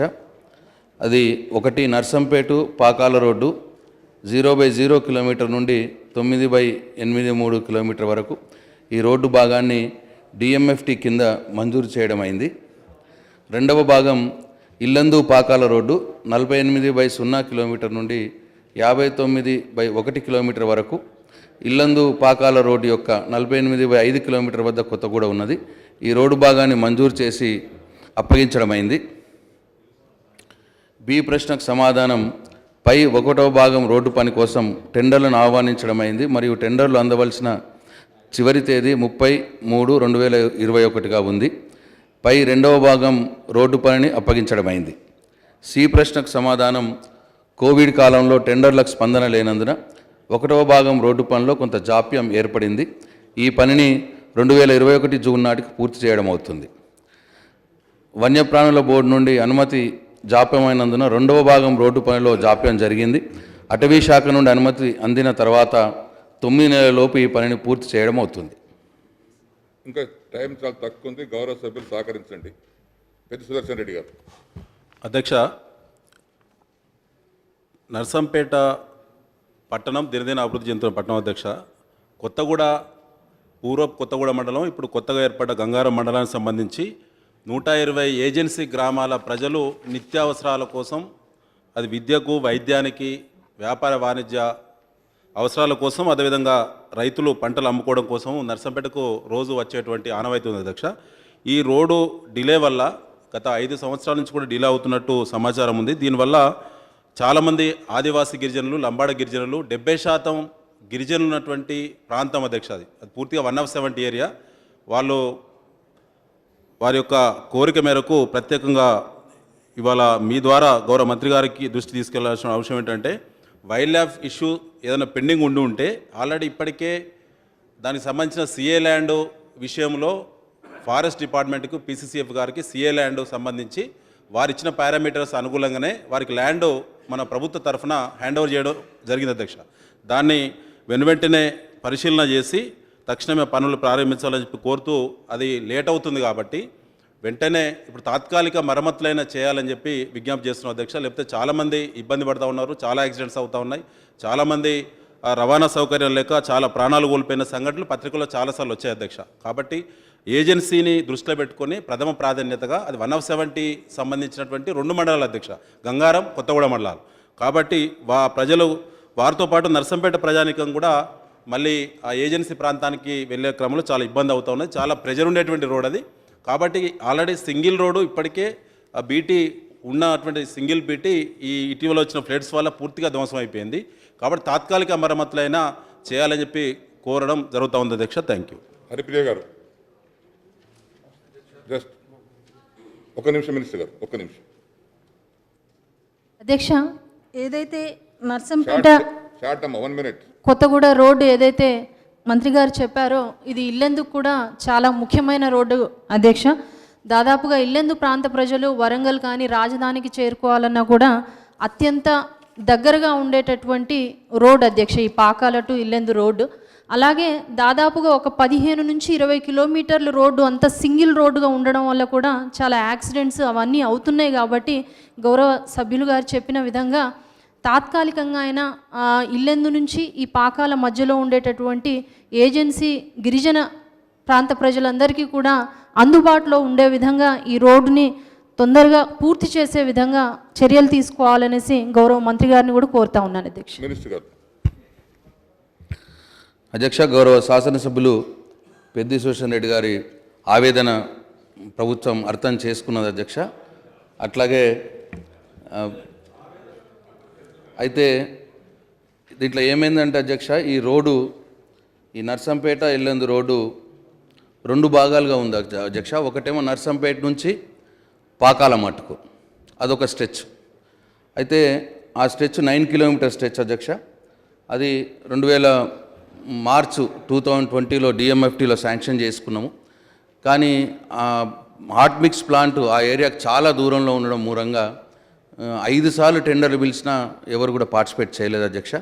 ఈసారి ఆ హాట్ మిక్స్ ప్లాంట్ వేరే కాంట్రాక్టర్స్ని కొద్దిగా మేము మాట్లాడి డెఫినెట్గా ఈసారి వర్క్ అయ్యేటట్టు చూస్తాం. 2 నెలల్లో ఆ స్ట్రెచ్ను కంప్లీట్ చేస్తామని చెప్పి గౌరవ సభ్యులు సుదర్శన్ రెడ్డి గారికి మాట ఇస్తూ ఉన్నాం. అట్లే ఈ రెండవ భాగం అధ్యక్ష ఇప్పుడు హరిప్రియ గారు సుదర్శన్ రెడ్డి గారు ఇద్దరు కూడా చెప్పినట్టు ఈ ఇల్లందు టు ఈ పాకాల్ ఈ మొత్తం stretch almost 25 kilometre stretch. So దాంట్లో ఈ పాకాల్ టు కొత్తగూడ స్ట్రెచ్ ఏదైతే పెద్ద సుదర్శన్ రెడ్డి గారు మెన్షన్ చేశారో అది 11 కిలోమీటర్ స్ట్రెచ్ అధ్యక్ష. ఆల్రెడీ సింగిల్ రోడ్ ఉంది. అయితే single road double road sanction కూడా అయింది అధ్యక్ష. 2015లో 13.5 కోట్ల రూపాయలతో ఇది శాంక్షన్ అయింది డబుల్ రోడ్ చేసుకోవటానికి. అయితే అన్ఫార్చునేట్లీ ఇదంతా కూడా వైల్డ్ లైఫ్ శాంక్చురీలో వచ్చింది అధ్యక్ష. అయితే ఫారెస్ట్ డిపార్ట్మెంట్తో ఆ ల్యాండ్ మనం ఎంతైతే ఫారెస్ట్ ల్యాండ్ తీసుకుంటున్నాం అంత ల్యాండ్కి మనం 10.87 హెక్టార్స్ ఇవ్వడానికి ప్రపోజల్స్ కూడా మనం ఫారెస్ట్ డిపార్ట్మెంట్కి ఇవ్వడం జరిగింది. బట్ ఇది వైల్డ్ లైఫ్ శాంక్చురీలో ఉంది కాబట్టి ఈ ప్రాసెస్ చాలా ఎలాబరేట్ ప్రాసెస్ ఉంది అధ్యక్ష. ఈ స్టేట్ వైల్డ్ బోర్డు నుంచి పర్మిషన్ రావాలి, నేషనల్ వైల్డ్ బోర్డు నుంచి రావాలి, దాని తర్వాత మినిస్ట్రీ ఆఫ్ ఎన్వైర్న్మెంట్ వాళ్ళు టేకప్ చేసి సుప్రీంకోర్టు నుంచి కూడా క్లియరెన్స్ తీసుకురావాలి. ఇట్లా చాలా లెంతీ ప్రొసీజర్ ఉన్నది. ప్రయత్నం చేస్తున్నాం అధ్యక్ష. తొందరలోనే ఈ ఫారెస్ట్ డిపార్ట్మెంట్ నుంచి పర్మిషన్ కంప్లీట్ చేసి ఇది పని పూర్తి అయ్యేటట్టు చేస్తాం. అయితే అంతలోపు సుదర్శన్ రెడ్డి గారు ఒక రిక్వెస్ట్ చేశారు, మరి అది కొద్దిగా లేట్ అవుతుంటుంటే ఆ రోడ్ కొద్దిగా చెడిపోయింది ఉంది, దాన్ని రిపేర్స్ అన్న చేపియండి, రిన్యువల్ చేపియండి అని వారు చెప్పారు. డెఫినెట్గా ఆ విషయం పరిశీలనకు తీసుకొని ఆ రోడ్ బాగు చేసేటట్టు ఏర్పాటు చేస్తామని చెప్పి మీ ద్వారా గౌరవ సభ్యులిద్దరికి మనం చేస్తా ఉన్నాం అధ్యక్ష. Question number 608 minister for municipal administration and urban development. అధ్యక్ష, ఏ ప్రశ్నకు సమాధానం? స్వీయ ధృవీకరణ ద్వారా ఆన్లైన్ ద్వారా తక్షణ ఆమోదం జారీ చేసే ఉద్దేశంతో తెలంగాణ ప్రభుత్వం తెలంగాణ రాష్ట్ర భవన అనుమతి ఆమోదం స్వయం ధృవీకరణ విధానం టీఎస్ బీపాస్ను ప్రవేశపెట్టింది. టీఎస్ బీపాస్ విధానంలో అనుమతులని కింది పద్ధతుల్లో జారీ చేయడం అవుతుంది. 75 చదరపు గజాల సైజు వరకు ఉండే ప్లాట్ల విషయంలో ఎటువంటి అనుమతి అవసరం లేదు. అయితే దరఖాస్తుదారు కేవలం ₹1 టోకెన్ మొత్తంతో ఆన్లైన్లో రిజిస్టర్ చేసుకోవాల్సి ఉంటుంది. 600 చదరపు గజాల వరకు ఉన్న ప్లాట్లలో 10 మీటర్ల ఎత్తు వరకు తక్షణ భవన అనుమతిని దరఖాస్తుదారుని స్వయం ధృవీకరణ ఆధారంగా ఇవ్వడం అవుతున్నది. 10 మీటర్లకు పైబడి ఎత్తుగలిగిన భవనాలన్నిటికీ, నివాసేతర భవనాలన్నిటికీ ఏక గవాక్ష ఆమోదాన్ని 21 రోజుల లోపల ఇవ్వడం అవుతుంది. టీఎస్ బీపాస్ ద్వారా కలిగే ప్రయోజనాలు: ఎటువంటి భౌతిక పరస్పర చర్య అవసరం లేకుండా తక్షణ ఆన్లైన్ ఆమోదం, 600 గజాల వరకు ఉన్న ప్లాట్ సైజు నిమిత్త కాల వ్యవధి లోపల క్లియరెన్స్లు, సమయం లోపల ఇవ్వనట్టయితే డీమ్డ్ అప్రూవల్ ఆమోదం ఇచ్చినట్టుగా భావించడం, స్వయం ధృవీకరణ ఆధారంగా ఆన్లైన్ ద్వారా ఆక్యుపెన్సీ ధృవీకరణ పత్రాన్ని కూడా జారీ చేయడం జరుగుతుంది. 80% పైగా దరఖాస్తులు తక్షణ ఆమోదం పొందుతాయి. బి ప్రశ్నకు సమాధానం: ఇప్పటి వరకు ఈ విధానాన్ని ప్రారంభించిన తర్వాత దాదాపు 100 రోజుల వ్యవధిలో 12,943 భవన అనుమతులను జారీ చేయడం జరిగింది. సి ప్రశ్నకు సమాధానం లేదండి. కొన్ని అంశాలను వర్తింపజేసేందుకు కొన్ని రాష్ట్రాలు ప్రయత్నించాయి, అయితే ఏ రాష్ట్రం కూడా ఇంతవరకు చేయలేదు. డి ప్రశ్నకు సమాధానం లేదండి. గౌరవ సభ్యులు మాధవరం కృష్ణారావు గారు. నమస్కారం అధ్యక్ష. నేను ముందుగా రాష్ట్ర ముఖ్యమంత్రి గారికి, రాష్ట్ర ఐటీ మంత్రి కేటీ రామారావు ధన్యవాదాలు తెలియజేస్తున్నాను అధ్యక్ష. ఎందుకంటే భారతదేశంలో తెలంగాణ రాష్ట్ర అన్ని రంగంలో ముందంజలో ఉంచి నిలిపేందుకు ఇద్దరు కూడా నిత్యం శ్రమిస్తున్నారు అధ్యక్ష. శ్రమ ఫలితమే ఈ మున్సిపల్ శాఖలో ఎంతో గతంలో ఎన్నలేని విధంగా సంస్కారాలు తీసుకొచ్చి ప్రజల నుంచి ఈ విధంగా తెలంగాణ మున్సిపల్ చట్టం ప్రకారం 1990లో తెచ్చినటువంటి కొత్త చట్టాన్ని ఆధారంగా తెచ్చి టీఎస్పీఎస్ ద్వారా మున్సిపాలిటీ కార్పొరేషన్ ఎటువంటి అవినీతి ఆలస్యం లేకుండా భవన నిర్మాణ అనుమతులు జారీ చేయడం నిజంగా అభినందనీయం అధ్యక్ష. నా కుక్కట్పల్లి కాన్స్టిట్యూన్సీలో అధ్యక్ష 40 సంవత్సరాల కింద కేపీఐబి కాలనీ హౌసింగ్ బోర్డు కట్టారు అధ్యక్ష. 40 ఏళ్ళ కట్టినటువంటి అవి కనీసం 12 ప్లాట్స్ ఒక దగ్గర ఉంటాయి అధ్యక్ష. ఒక 20 గజాలు కట్టుకున్నారు. అవి కూలిపోయేటర్ ఆలోచనలో ఉన్నాయి అధ్యక్ష. దాన్ని కట్టుకుందామని అంటే అక్కడ ఉన్నటువంటి తిరిగి కట్టుకోవాలని కొందరు దళారులు ఐటీ ద్వారా చట్టం ప్రకారంతో బ్లాక్మెయిల్లు పాల్పడుతున్నారు అధ్యక్ష. దీని నిరుపేద మధ్యతరగతి ప్రజలు ఇబ్బందులు పడుతున్నారు. కూలిపోయిన దశలో చేరుకున్న ఇండ్లని తిరిగి కట్టుకునే ఎల్ఐజీ ఎంఐజీ సదుపాయాలకు ఉచితంగా భవన నిర్మాణాలు అనుమతి చేయవలసిందిగా కోరుతున్నాను అధ్యక్ష. రెండోది అధ్యక్ష, గ్రామకంఠ భూములు ఎక్కువ మా కాన్స్టిట్యూన్సీలు ఎక్కువ ఉన్నాయి అధ్యక్ష. గ్రామకంఠ భూములు ఎలాంటి దస్తులు లేని చోట్ల ఇండ్లు కట్టుకునేందుకు ప్రజలు ఇబ్బంది పడుతున్నారు. గ్రామకంఠం భూముల విషయంలో అధికారులు ప్రజలు ఇబ్బందులకు గురి చేయకుండా రెవెన్యూ మున్సిపల్ శాఖ అధికారులు స్వయంగా విచారణ చేయించి ఆ ఇండ్ల నిర్మాణానికి అనుమతిస్తే బాగుంటుందని ఆ ప్రభుత్వం చర్యలు తీసుకోవాలని మంత్రి గారిని కోరుతున్నాను అధ్యక్ష. థ్యాంక్ యూ అధ్యక్ష. కాలేరు వెంకటేష్ గారు. అధ్యక్ష ధన్యవాదాలు. ఒకే ఒక సలహా ఇస్తున్నాను అధ్యక్ష. తమ ద్వారా ఏదైతే ఆన్లైన్ పర్మిషన్స్ తీసుకున్న తర్వాత నిబంధనలకు లోబడి ఇండ్లు కట్టడం లేదు అధ్యక్ష. ఆ నిబంధనలను ఉల్లంఘించిన వారిపై చర్య తీసుకోవడానికి మన జిహెచ్ఎంసీలో తగిన ఎంప్లాయీస్ లేరు. అటువంటిది అమలు చేస్తే డీవియేషన్స్ లేకుండా క్రమపద్ధతిలో కట్టుకోవడానికి ఆస్కారం ఉంటుంది. కాబట్టి టౌన్ ప్లానింగ్ సిబ్బందిని పెంచి ఎవరైతే వయలేట్ చేస్తారో, నిబంధనలు ఉల్లంఘిస్తారో వారిపై కఠిన చర్యలు తీసుకోవాలని నేను సభ ద్వారా మంత్రి గారికి తెలియజేస్తాను. కోరుకండి చంద్ర గారు. మినిస్టర్ గారు. అధ్యక్ష, గౌరవ సభ్యులు కృష్ణారావు గారు మాట్లాడుతూ ఈ కేపీహెచ్బి సమస్యను ప్రస్తావించారు అధ్యక్ష. హౌసింగ్ బోర్డులో ఇల్లు కట్టినప్పటికీ ఆ ఇండ్లన్నీ కూడా ఇప్పటికే ఏలియనేట్ అయిపోయినాయి అధ్యక్ష. ఎవరెవరైతే కొనుక్కున్నారో వారి పేరుకి ట్రాన్స్ఫర్ చేయడం జరిగింది. కాబట్టి మరి తిరిగి కట్టుకోవడానికి ఫ్రీగా అనుమతి ఇవ్వాలని కోరారు. ఈ విషయాన్ని కొంత ప్రభుత్వం ఆలోచించాల్సి ఉంటుంది అధ్యక్ష. ఎందుకంటే పునర్నిర్మాణం అనేది ఎప్పుడు చేసినా కూడా, ఎందుకంటే మళ్ళీ ఏ పద్ధతుల్లో కడతారు, భవన నిర్మాణ నిబంధనలకు అనుగుణంగా కడతారా లేదా అని చూసుకోవాల్సి ఉంటుంది. కాబట్టి తప్పకుండా అప్రూవల్ పెట్టాలి. కాకపోతే ఫ్రీగా ఇమ్మని అడుగుతున్నారు, పరిశీలిస్తాం అధ్యక్ష. గ్రామకంఠం విషయంలో వారు ప్రత్యేకించి ప్రస్తావించారు అధ్యక్ష. ఈ గ్రామకంఠం భూముల విషయంలో కొన్ని ఇబ్బందులు ఉన్నాయన్నారు. వారు ఆ ఇబ్బందులు ఏమైనా ప్రత్యేకంగా మరి వారు నా దృష్టి కనుక తీసుకొచ్చినట్టయితే, అవసరమైతే అధికారులను పిలిచి తప్పకుండా ఆ విషయంలో కూడా నేను వారి లేవనెత్తిన ప్రశ్నకి తప్పకుండా సమాధానం కనుక్కునే ప్రయత్నం చేస్తాను అధ్యక్ష. అధ్యక్ష, కాలేరు వెంకటేష్ గారు మాట్లాడుతూ టౌన్ ప్లానింగ్ సిబ్బంది సరిగా ఇంకా కూడా నిబంధనలను మనం పాటించడం లేదు, ఎక్కడెక్కడైతే నిబంధనలకు లోబడి ఇల్లు కట్టడం లేదో వాటి మీద చర్య తీసుకోవడం లేదన్నారు. ఇప్పటికే దాదాపుగా కొత్తగా మనం 200 పైచిలకు పోస్టులు జిహెచ్ఎంసీలో మంజూరు చేసుకున్నాం అధ్యక్ష. వాటిని ఇప్పుడు టీఎస్పీఎస్సీ ద్వారా భర్తీ చేస్తున్నాం. ఎక్కడైనా అట్లాంటి లోటుపాట్లు ఉంటే వాటిని కూడా సవరించే ప్రయత్నం చేస్తాం అధ్యక్ష. Question number 516, minister for civil supplies.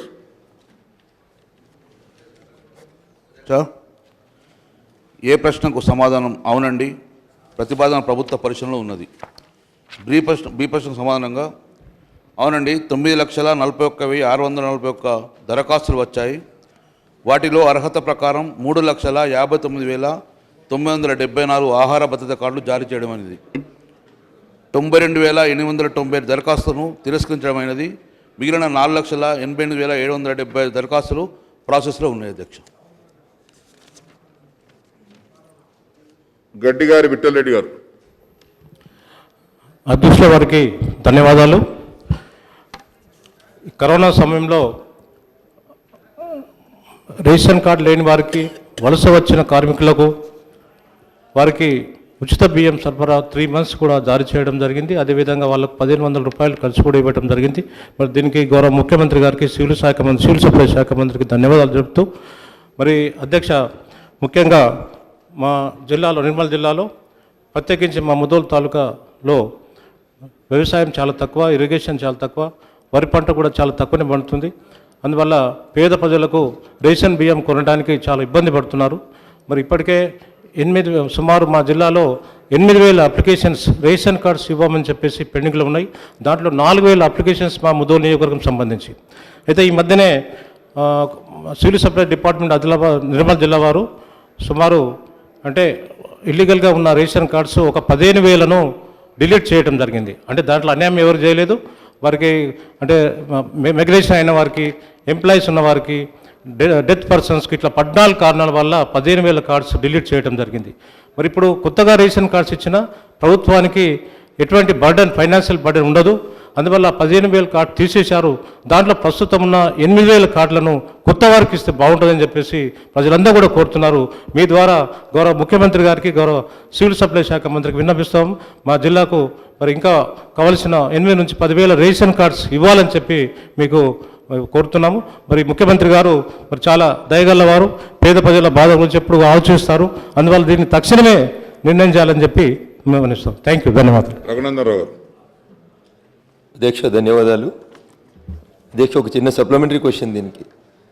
June 2, 2014 నుంచి ఇప్పటివరకు మా మెదక్ జిల్లాలో అయితే కొత్తగా రేషన్ కార్డులు ఇచ్చినట్టు ఎక్కడ కూడా జిల్లా కలెక్టర్ కార్యాలయం నుంచి ఆర్టీఐ కోసం దరఖాస్తు పెడితే ఇవ్వలేదు అధ్యక్ష. మరి మంత్రి గారు ప్రస్తుతం చెప్పినటువంటి వాటిలో కొత్తగా 3,59,974 కార్డులు ఇచ్చినట్టు మంత్రి గారు ఇంతకుముందు సభ ముందు తెలియజేయడం జరిగింది అధ్యక్ష. అందులో మా పూర్వ మెదక్ జిల్లా ప్రస్తుతం 3 జిల్లాలుగా విభజించబడింది అధ్యక్ష. మా సిద్దిపేట జిల్లాలో ప్రస్తుతం సుమారు 24,300 అప్లికేషన్లు కొత్త రేషన్ కార్డుల కోసం పెండింగ్లో ఉన్నాయి అధ్యక్ష.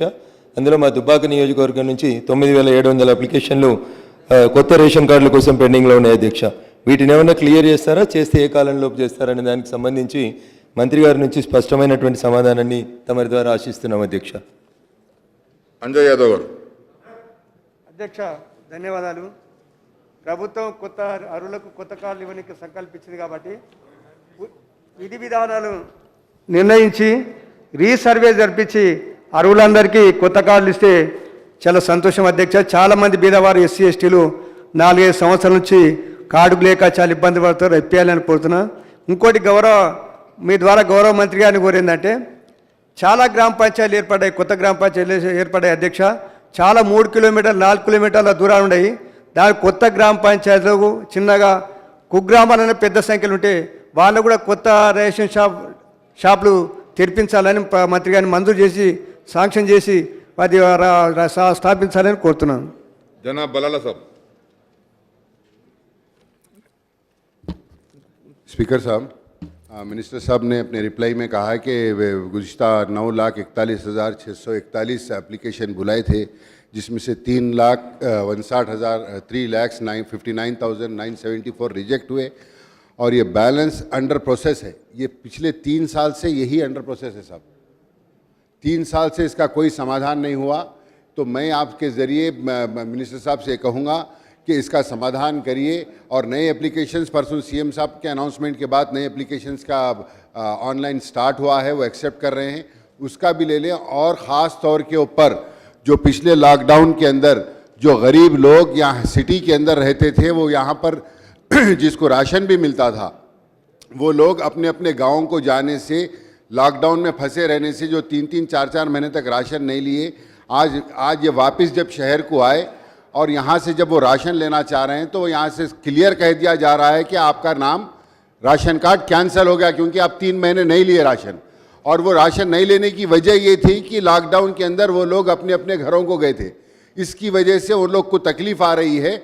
और जिसका जो गरीब मैकेनिक जो रोड के ऊपर काम करने वाले लोगों का फिंगरप्रिंट मैच नहीं होने की वजह से भी उनको राशन नहीं दिया जा रहा है. आधार से लिंकेज का प्रोग्राम लगाया गया है, उसके अंदर भी काफ़ी तकलीफ़ हो रही है.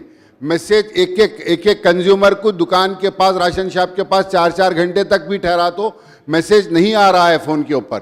तो मैं आपके ज़रिए गुजारिश करूंगा कि ये जो पेंडिंग राशन कार्ड्स हैं उसको क्लियर करें और नए जो एप्लीकेशंस ले रहे हैं, बहुत ज़्यादा लोगों को ज़रूरत है, वो करें. और जो भी तकालीफ इसके अंदर मैंने बताया है आपके सामने, उसको दूर करने की इमीडिएट कोशिश करें. शुक्रिया. कौशल सर.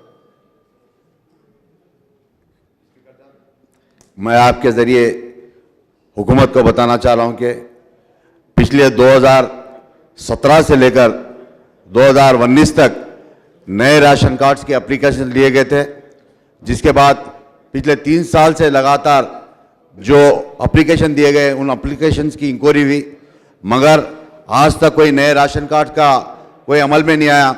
और साथ ही साथ मैं आपके ज़रिए हुकूमत को ये भी बताना चाह रहा हूँ कि कोई वाइट राशन कार्ड जिसके पास भी है, वो पिछले 2 या 3 महीने राशन ना लेने की वजह से कई गरीब आवाम के राशन कार्ड्स को कैंसिल किया जा रहा है. और ये वाइट राशन कार्ड गरीब आवाम के पास रहने से जो सेहत के लिए, आरोग्यश्री या दीगर मसाइल के लिए उनको काम में आते हैं. मैं आपके ज़रिए हुकूमत को ये बताना चाह रहा हूँ कि जो नए राशन कार्ड्स हैं उनको जल्द से जल्द बहाल करें और जो राशन कार्ड कैंसिल किए गए उन तमाम राशन कार्ड्स को भी बहाल करने की आपके जरिए हुकूमत को बताना चाहूँ.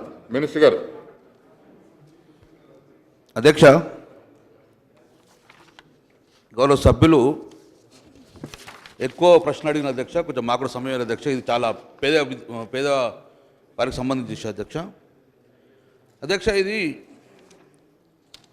కేంద్ర ప్రభుత్వము ఆంధ్రప్రదేశ్ విభజన చేసిన తర్వాత మనకు 41% కార్డ్స్ కేటాయించడం వల్ల అధ్యక్ష వారు కేవలం వాళ్ళు 53,46,000 కార్డ్స్ మాత్రమే మీరు అర్హులు, 1,91,00,000 మంది యూనిట్స్ అంటే లబ్ధిదారులు మాత్రమే మీరు పరిగణనలు తీసుకోవాలని చెప్పడం అధ్యక్ష. కానీ గౌరవ ముఖ్యమంత్రి గారు మీరు ఇచ్చిన ప్రకారం ఇంకా పేదలు చాలామంది తెలంగాణలో ప్రతి బిడ్డకు ఆకలి తీర్చాలనే ఉద్దేశంతో గౌరవ ముఖ్యమంత్రి గారు ఆ 53 లక్షలను ఇంకా పెంచి అధ్యక్ష ఇంకొక 33,99,000 కార్డ్స్ పెంచి సుమారు 87 లక్షల మంది లబ్ధాలను పెంచి ఇప్పుడు రాష్ట్రంలో అధ్యక్ష మనకు ఉన్నది 1,79 లక్షల మంది లబ్ధిదారులు ఉన్నారు అధ్యక్ష. 1,79 మంది లబ్ధిదారులను యూనిట్స్గా పరిగణించడము సుమారు 2,79 లక్షల రేషన్ కార్డ్స్ ఉన్నాయి అధ్యక్ష తెలంగాణ రాష్ట్రంలో. అంటే ఇది ఆల్మోస్ట్ ఆల్ 80% మంది జనాభాలో ఉన్న 80% మందికి లబ్ధిదారులకు మనము ఈరోజు రేషన్ కార్డు ఇవ్వడం జరిగింది అధ్యక్ష. ఈ దేశంలో ఇంత పెద్ద ఎత్తున ఇచ్చిన రాష్ట్రం ఏది అధ్యక్ష, కేవలం తెలంగాణ రాష్ట్రంలో ఇంత పెద్ద ఎత్తున కార్డ్స్ అధ్యక్ష. గౌరవ ముఖ్యమంత్రి గారు ఏంటంటే నిరుపేదలను కేంద్ర ప్రభుత్వం ఒప్పుకోకుండా నిరుపేదలను పరిగణించుకొని అడిషనల్ భారం కూడా తెలంగాణ రాష్ట్రంలో పడుకుంటూ కూడా కార్డ్స్ ఇవ్వడం జరిగింది అధ్యక్ష. అధ్యక్ష ఇది రేషన్ కార్డ్స్ అనేది నిరంతర ప్రక్రియ అధ్యక్ష, కొనసాగుతూ ఉంటుంది. గౌరవ సభ్యులు ఎంఎం సభ్యులు మాట్లాడుతూ నా 3 సంవత్సరాల నుంచి కార్డ్స్ లేదు మాకు అన్నారు అధ్యక్ష. తెలంగాణ రాష్ట్రం వచ్చిన తర్వాత జూన్ 14 నుంచి జూన్ 19 వరకే, అంటే కోవిడ్ రాకముందు నేను చెప్పిన సంఖ్య ఏదైతే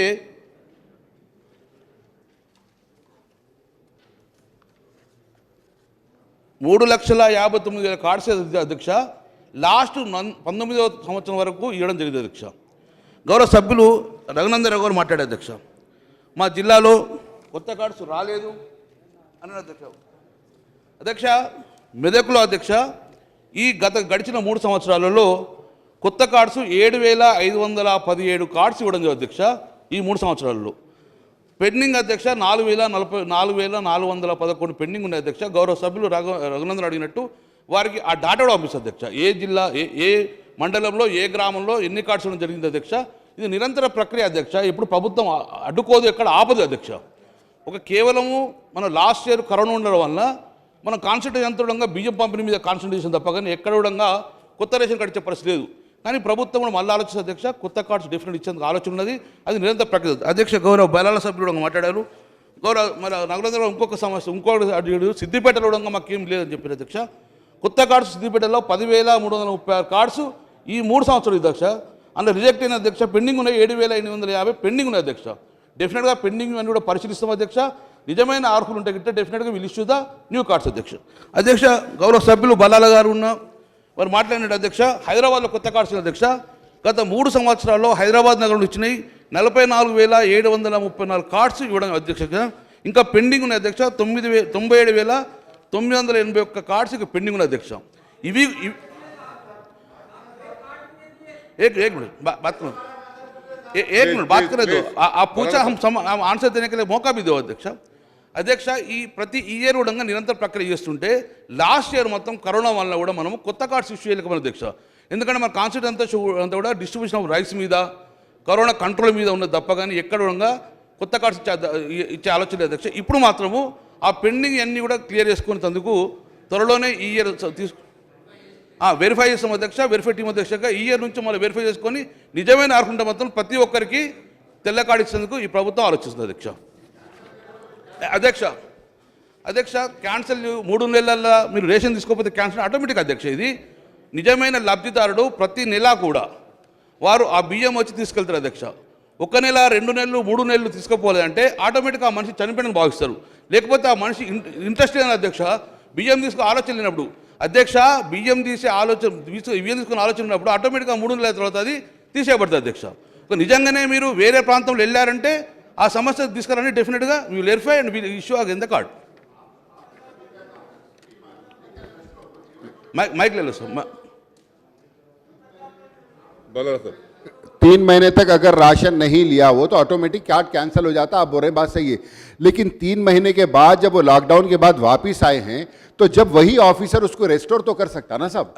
वो प्रोविजन भी है लेकिन वो रेस्टोर नहीं कर रहे हैं. बला साहब मैं वही बोल रहा हूँ अध्यक्ष.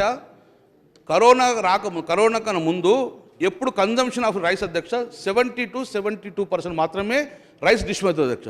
కానీ కరోనా సమయంలో 97 నుంచి 98% రైస్ వాళ్ళు తీసుకోవడం జరిగింది అధ్యక్ష. అంటే ఇంకా 2% ఎందుకు తీసుకోవాలి అంటే మేబీ లేకపోవచ్చు బయటకు పోవచ్చు. వారన్న సమస్య ఒక పర్సన్ ఉన్నట్టు చదివాక కొన్ని సమస్యలు ఉంటే మాకు తీసుకురండి. ఒకవేళ 3 నెలలు తీసుకోకుండా రిజెక్ట్ అయితే గిట్ట వారు నిజంగా లబ్ధిదారుడు ఉంటే గిట్ట వారికి నిజమైన అవసరం ఉంటే గిట్ట డెఫినెట్గా మీరు రిస్టోర్ చేసి అవసరం పెడతాం అధ్యక్ష. థ్యాంక్ యూ వెరీ మచ్ అధ్యక్ష. There is some announcement.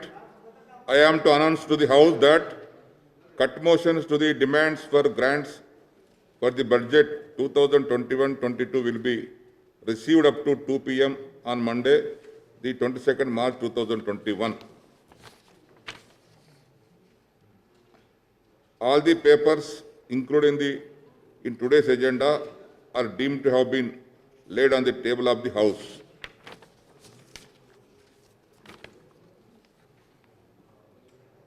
వాయిదా ప్రతిపాదన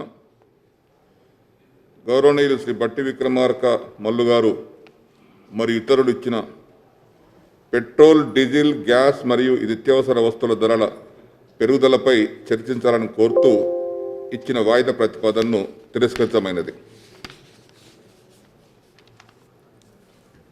నౌ 0 అవర్ మోత్కు ఆనంద్ గారు. ధన్యవాదాలు అధ్యక్ష. అధ్యక్ష, మా వికారాబాద్ నియోజకవర్గంలో ముఖ్యంగా దారూర్ మండలం లాంటి కొన్ని మండలాల లోపల కోతుల బెడద బాగా ఉంది అధ్యక్ష.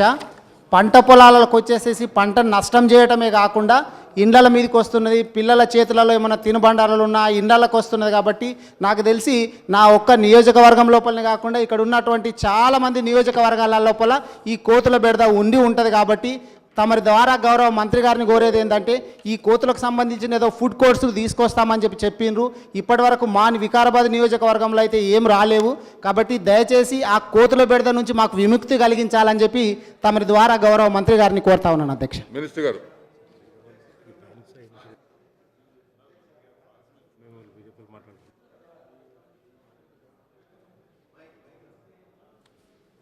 మినిస్టర్ గారు.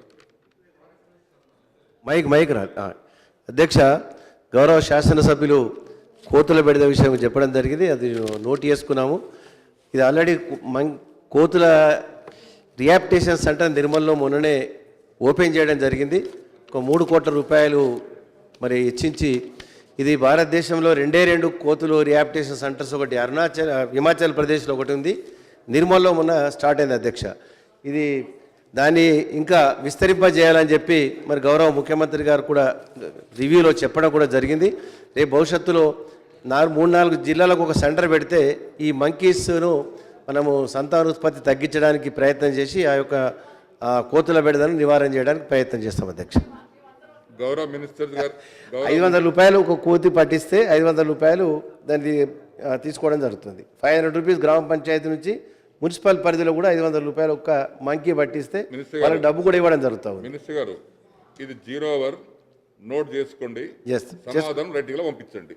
మీరు మళ్ళీ క్లారిఫికేషన్ ఇస్తే 3 అడగలుగుతారు 0 అవర్గా. ఆరు రమేష్ గారు. ధన్యవాదాలు అధ్యక్ష. అధ్యక్ష, ఇది గౌరవ మున్సిపల్ శాఖ మంత్రి గారికి సంబంధించిన ప్రశ్న అధ్యక్ష.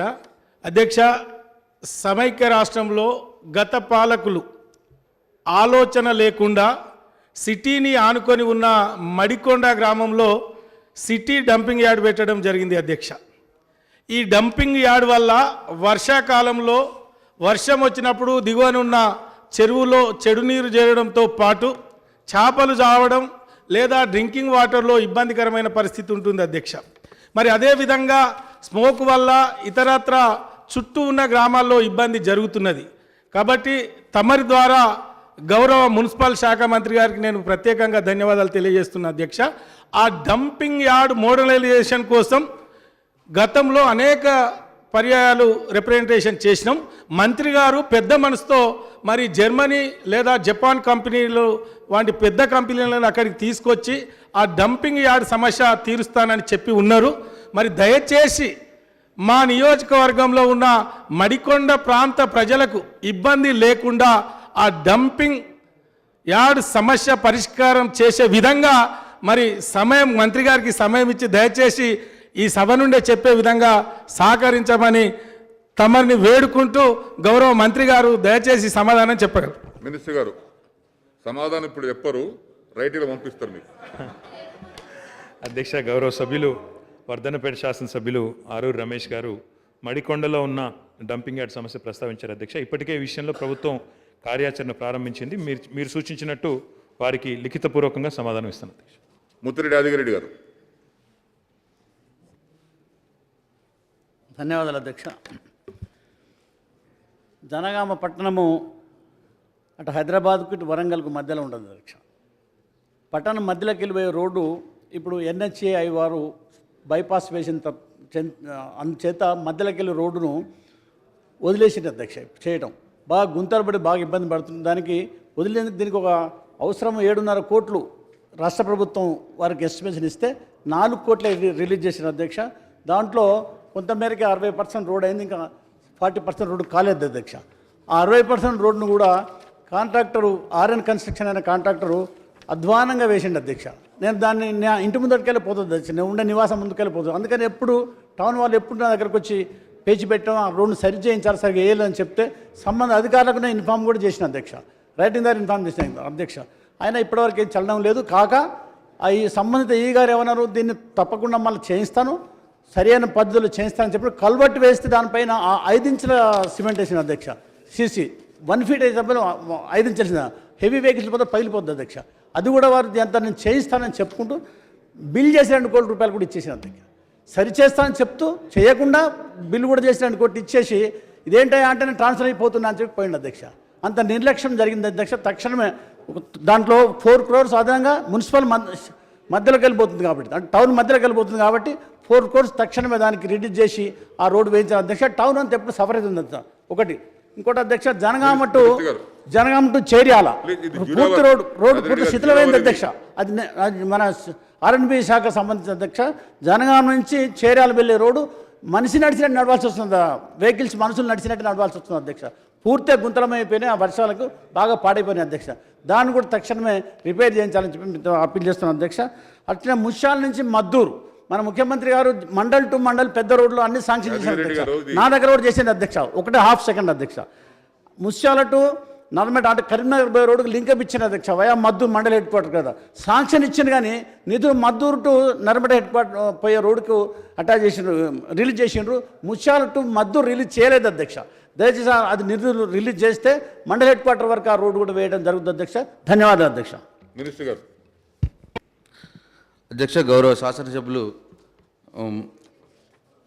జనగాం శాసనసభ్యులు యాదగిరి రెడ్డి గారు జనగాం పట్టణంలోని మధ్యలో నుండి పాత రోడ్డు విషయం, అట్లాగే జనగాం చేరియాల రోడ్డు విషయం, అట్లాగే ముస్తాల్ నుంచి నర్మెట వయా మద్దూర్ రోడ్డు విషయం ప్రస్తావించరు.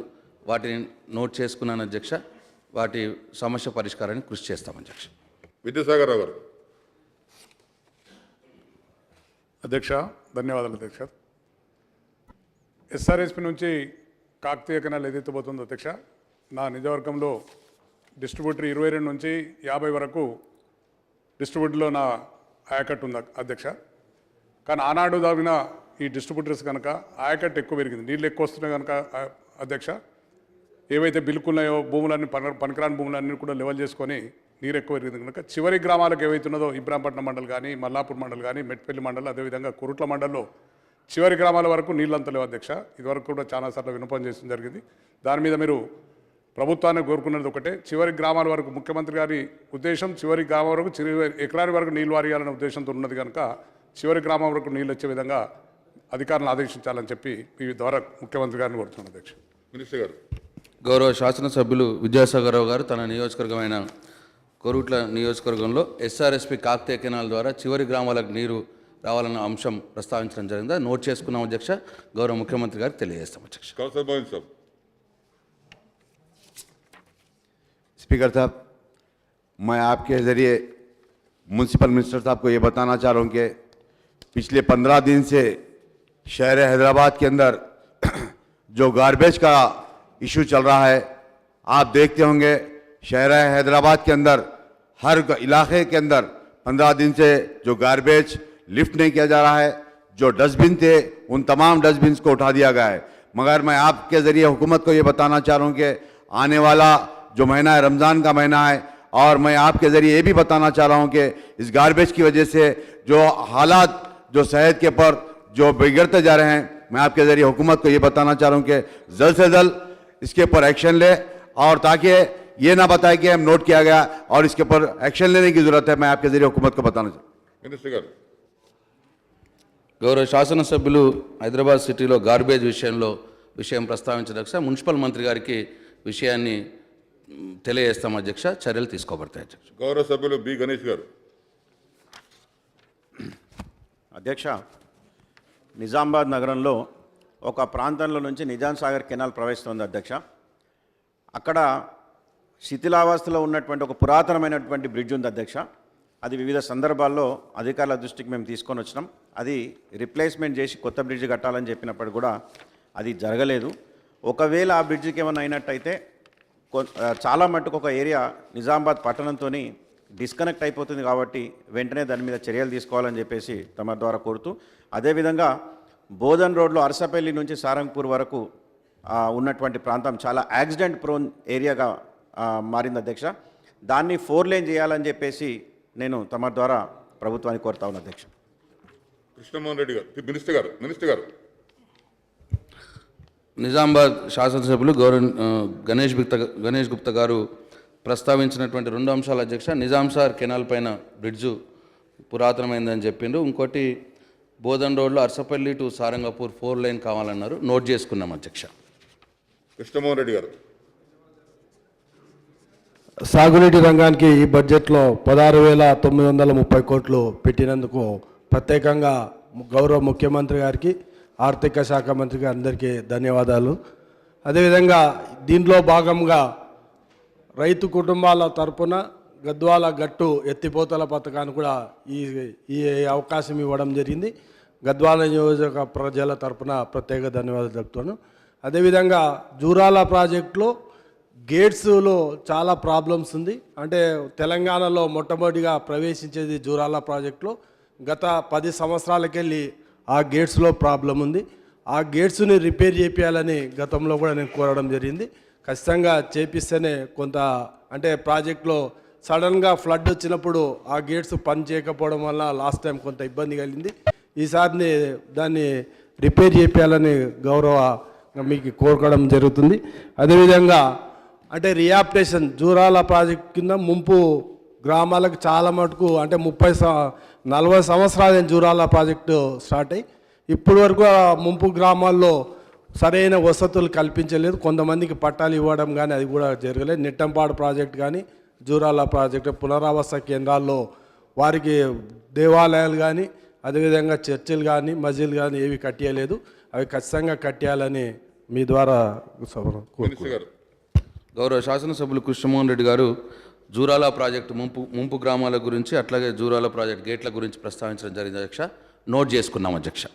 గౌరవ సభ్యులు రేగా కాంతారావు గారు.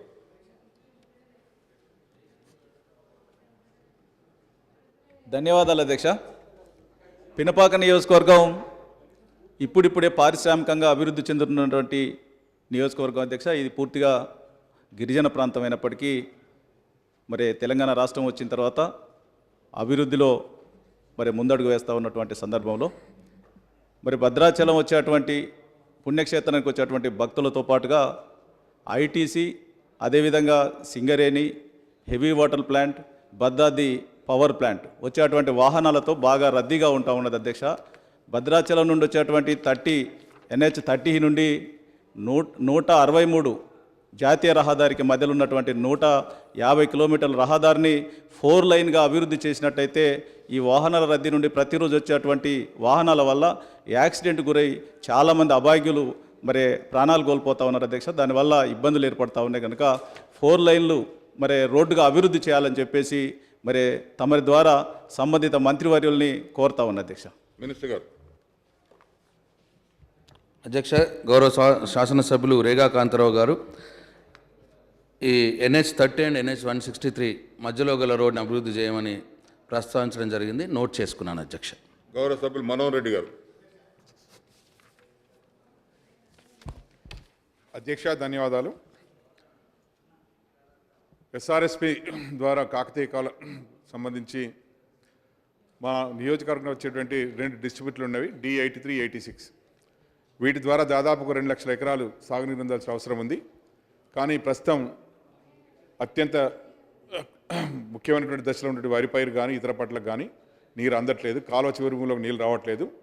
దయచేసి మీ ద్వారా నేను గౌరవ మంత్రి గారిని మరియు ముఖ్యమంత్రి గారిని వేడుకుంటా ఉన్నాను. మా చివరి భూములకు నీళ్ళు అందించి మా రైతులను పంటలు నష్టపోకుండా కాపాడాలని చెప్పి మీ ద్వారా నేను కోరుకుంటా ఉన్నాను. మినిస్టర్ గారు. గౌరవ శాసనసభ్యులు దాసరి మనోహర్ రెడ్డి గారు వారి నియోజకవర్గంలో ఎస్ఆర్ఎస్పి చివరి గ్రామాలకు నీరు అందట్లేదు అని ప్రస్తావించిన అధ్యక్ష. నోట్ చేసుకున్నాను అధ్యక్ష. రఘునందనరావు గారు. ధన్యవాదాలు అధ్యక్ష. ముఖ్యమంత్రి గారి సొంత జిల్లా సిద్దిపేట జిల్లా దుబ్బాక నియోజకవర్గం నుంచి నేను ప్రాతినిధ్యం వహిస్తున్నాను అధ్యక్ష. మా జిల్లాలో సిద్దిపేట గజ్వేల్ నియోజకవర్గంలో ఉన్నటువంటి రోడ్లు చాలా అందంగా సుందరంగా ఎలాంటి గుంతలు లేకుండా బాగా తీర్చిదిద్దబడ్డాయి అధ్యక్ష. మా నియోజకవర్గంలో ప్రస్తుతం గత 2 సంవత్సరాలుగా మల్లన్న సాగర్ ప్రాజెక్టుకి సంబంధించి హెవీ వెహికల్స్ తిరుగుతూ ఉన్నాయి అధ్యక్ష. 10 టన్నుల కెపాసిటీ ఉన్నటువంటి లారీలు తిరగాల్సినటువంటి రోడ్ల మీద 70 నుంచి 100 టన్నుల కెపాసిటీ ఉన్నటువంటి లారీలు మల్లన్న సాగర్ ప్రాజెక్టు కోసం అని చెప్పి పని జరుగుతూ ఉంది అధ్యక్ష. 2 సంవత్సరాలుగా దుబ్బాక నియోజకవర్గంలో ఉన్నటువంటి దుబ్బాక, మెరుదొడ్డి, తొగుట, దౌలతాబాద్, రాయపూల్లో ఉన్నటువంటి తార్ రోడ్లు పూర్తిగా కనబడకుండా పోయినాయి అధ్యక్ష. మట్టి రోడ్ల కంటే అధ్వానంగా తయారైనాయి. ఏ వెహికల్ కూడా 2వ గేర్ దాటి 3వ గేట్లోకి పోలేనటువంటి దుస్థితిలో ఉంది అధ్యక్ష. కాబట్టి వేల కోట్ల రూపాయలతో అక్కడ చేస్తున్నటువంటి కాంట్రాక్టర్లతోటి సిఎస్ఆర్ నిధులు ఇప్పించి గౌరవ రోడ్లు భవనాల శాఖ మంత్రి గారు మా దుబ్బాక నియోజకవర్గంలో రోడ్ల కెపాసిటీని 10 టన్నుల లారీలు తిరిగేసేటువంటి కెపాసిటీ ఉన్నటువంటి రోడ్లను కాస్త 50 టన్నుల కెపాసిటీ ఉన్నటువంటి లారీలు తిరిగే రోడ్లుగా మార్చాలని నేను మీ ద్వారా వారికి విజ్ఞప్తి చేస్తా ఉన్నాను అధ్యక్ష. వేల కోట్ల రూపాయల వర్క్ చేస్తున్నటువంటి కంపెనీలు ఒకటి కూడా సిఎస్ఆర్ నిధులు మా నియోజకవర్గంలో ఖర్చు చేయకపోవడం అనేది బాధాకరం అధ్యక్ష. సంబంధిత మంత్రి గారు రోడ్లు భవనాల శాఖ మంత్రి గారు కలగజేసుకొని ఆ కాంట్రాక్టర్స్ తోటి ఒక సమావేశం ఏర్పాటు చేసి సిఎస్ఆర్ నిధులు ఇప్పించాలని తమ ద్వారా మంత్రి గారికి విజ్ఞప్తి చేస్తూ చివరిగా ఎస్డిఎఫ్ నిధులు అధ్యక్ష. మా జిల్లాకి 700 కోట్ల రూపాయలు ఎస్డిఎఫ్ నిధులు ఉన్నాయి అధ్యక్ష ఇంతవరకు. అందులో సుమారు 430 కోట్లు గజ్వేల్ నియోజకవర్గంలో 1000 పనులు జరుగుతూ ఉన్నాయి అధ్యక్ష. 230 కోట్లతో సిద్దిపేట నియోజకవర్గంలో దాదాపు 300 వర్క్స్ జరుగుతూ ఉన్నాయి అధ్యక్ష. కానీ దుబ్బాకకి కేవలం 10 కోట్ల రూపాయలు మాత్రమే ఎస్డిఎఫ్ కింద ఇవ్వడం జరిగింది అధ్యక్ష. వాటిని కూడా కొంచెం పెంచాల్సిందిగా మా జిల్లా మంత్రి గారికి అదే రకంగా రోడ్లు భవనాల శాఖ మంత్రి గారికి తమరి ద్వారా విజ్ఞప్తి చేస్తా ఉన్నాను అధ్యక్ష. ధన్యవాదాలు. మినిస్టర్ గారు. గౌరవ శాసనసభ్యులు రఘునందన్ గారు వారి నియోజకవర్గం దుబ్బాకలో ఉన్న రోడ్ల పరిస్థితి గురించి ప్రస్తావించడం జరిగింది అధ్యక్ష. నోట్ చేసుకున్నాం అధ్యక్ష. ఆత్రం సక్కు గారు. ధన్యవాదములు అధ్యక్ష. ఏజెన్సీ ప్రాంతంలో జియో నంబర్ 3 అనే జియో ఆదివాసులకు సంజీవ లాంటిది.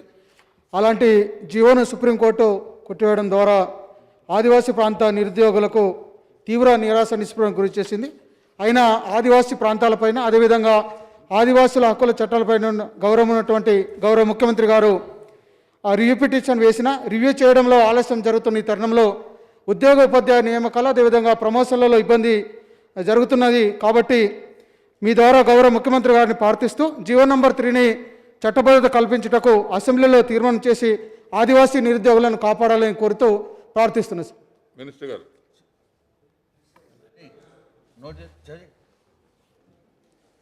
అధ్యక్ష, గౌరవ సభ్యులు చెప్పిన అంశాన్ని నోట్ చేసుకుంటాం అధ్యక్ష. తగిన రిప్లై ఇవ్వబడుతుంది అధ్యక్ష. గౌరవ సభ్యులు దివాకర్ రావు గారు. ధన్యవాదాలు అధ్యక్ష. ఇది ఆరోగ్య శాఖ మంత్రికి సంబంధించిన ప్రశ్న. ఇది మా మంచిర్యాల నియోజకవర్గం, మంచిర్యాల జిల్లా కేంద్రం. ముఖ్యంగా 4-5 నియోజకవర్గాల నుంచి అక్కడ నివాసం ఉంటున్నారు. మా మంచిర్యాల హైదరాబాద్కి 250 కిలోమీటర్లు. అదేవిధంగా సిర్పూర్ అనుకోండి, ఆసిఫాబాద్ అనుకోండి, హైదరాబాద్కి 400 పైబడి కిలోమీటర్లు ఉన్న ప్రాంతం. అక్కడ చిరకాలంగా ఒక మెడికల్ కాలేజ్ కావాలని కోరుతున్న సందర్భాలు. ఎందుకంటే మంచిర్యాలలో దాదాపు ఒక 300 మంది డాక్టర్లు ఉన్నారు, ఒక 50 నర్సింగ్ హోమ్లు ఉన్నాయి. ఈ మధ్యకాలంలో అనేది కాలం లోపటినే ఒక 300 మంది అడ్వకేట్లు రావడం జరిగింది. దీని దృష్ట్యా మా ప్రాంతంలో సింగరేణి కాలేజ్ అధికంగా సింగరేణి కార్మికులు శ్రీరాంపూర్లో ఉన్నారు. కాబట్టి ప్రభుత్వ పరంగా లేకపోతే సింగరేణి పరంగా ఖచ్చితంగా మెడికల్ కాలేజు మంచిర్యాల పట్టణంలో ఏర్పాటు చేయాలని మీ ద్వారా మరి మంత్రి గారికి, మంత్రి గారి ద్వారా ముఖ్యమంత్రి గారికి ఈ సమస్యను తీసుకుపోయి పరిష్కరించి త్వరగా మంజూరు చేయాలని కోరడం జరుగుతుంది. మినిస్టర్ గారు. అధ్యక్ష, గౌరవ సభ్యులు దివాకర్ రావు గారు వారి కాన్స్టిట్యున్సీలో మెడికల్ కాలేజ్ సంబంధించిన సమస్యని లేవనెత్తారు. అది సంబంధిత మంత్రివర్యులకి శాఖకి తెలియజేస్తాం అధ్యక్ష. అజ్మీరా రేఖా నాయక్ గారు. ధన్యవాదాలు అధ్యక్ష.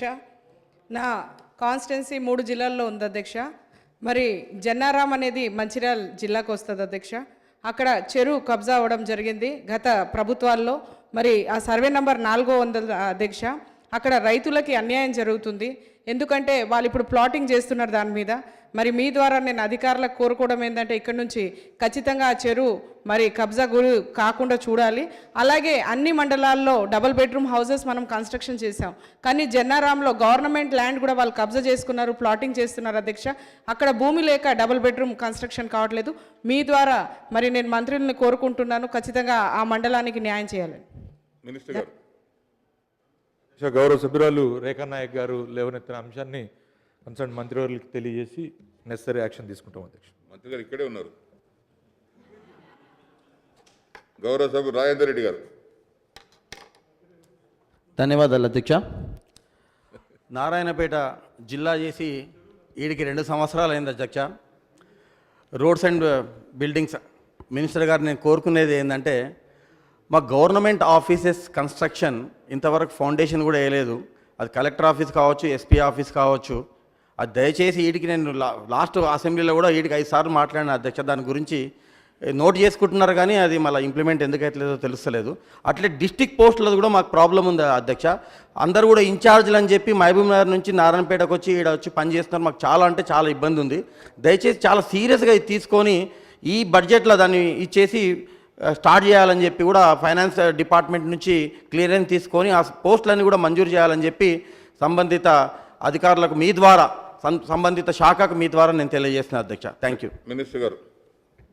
గౌరవ శాసనసభ్యులు రాజేందర్ రెడ్డి గారు ప్రస్తావించినటువంటి అంశాలను నోట్ చేసుకున్నాను అధ్యక్ష. గౌరవ సభ్యులు దుర్గం చిన్నయ్య గారు.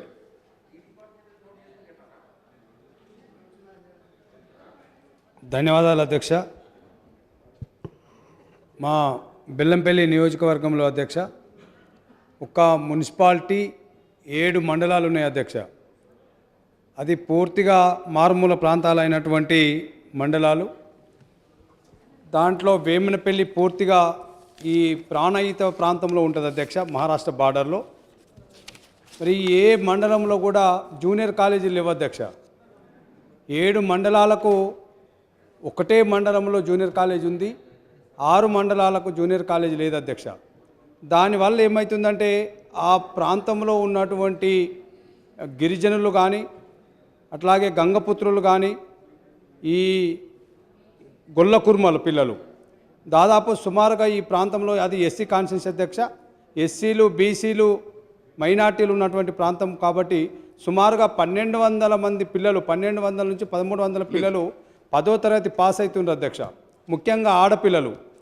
ఇంటర్మీడియట్కి వచ్చేసరికి నియోజకవర్గాలలో రెసిడెన్షియల్ స్కూల్స్ పెట్టినప్పటికీ ఒక 100-120 సీట్సే ఉన్నాయి అధ్యక్ష. అందుకోసమని ఆ మండలాలలో ఉన్నటువంటి పిల్లలు డ్రాప్ అవుట్ అవుతున్నారు అధ్యక్ష. ఇంటర్మీడియట్ చదవడానికి టౌన్కు రాలేకపోతున్నారు.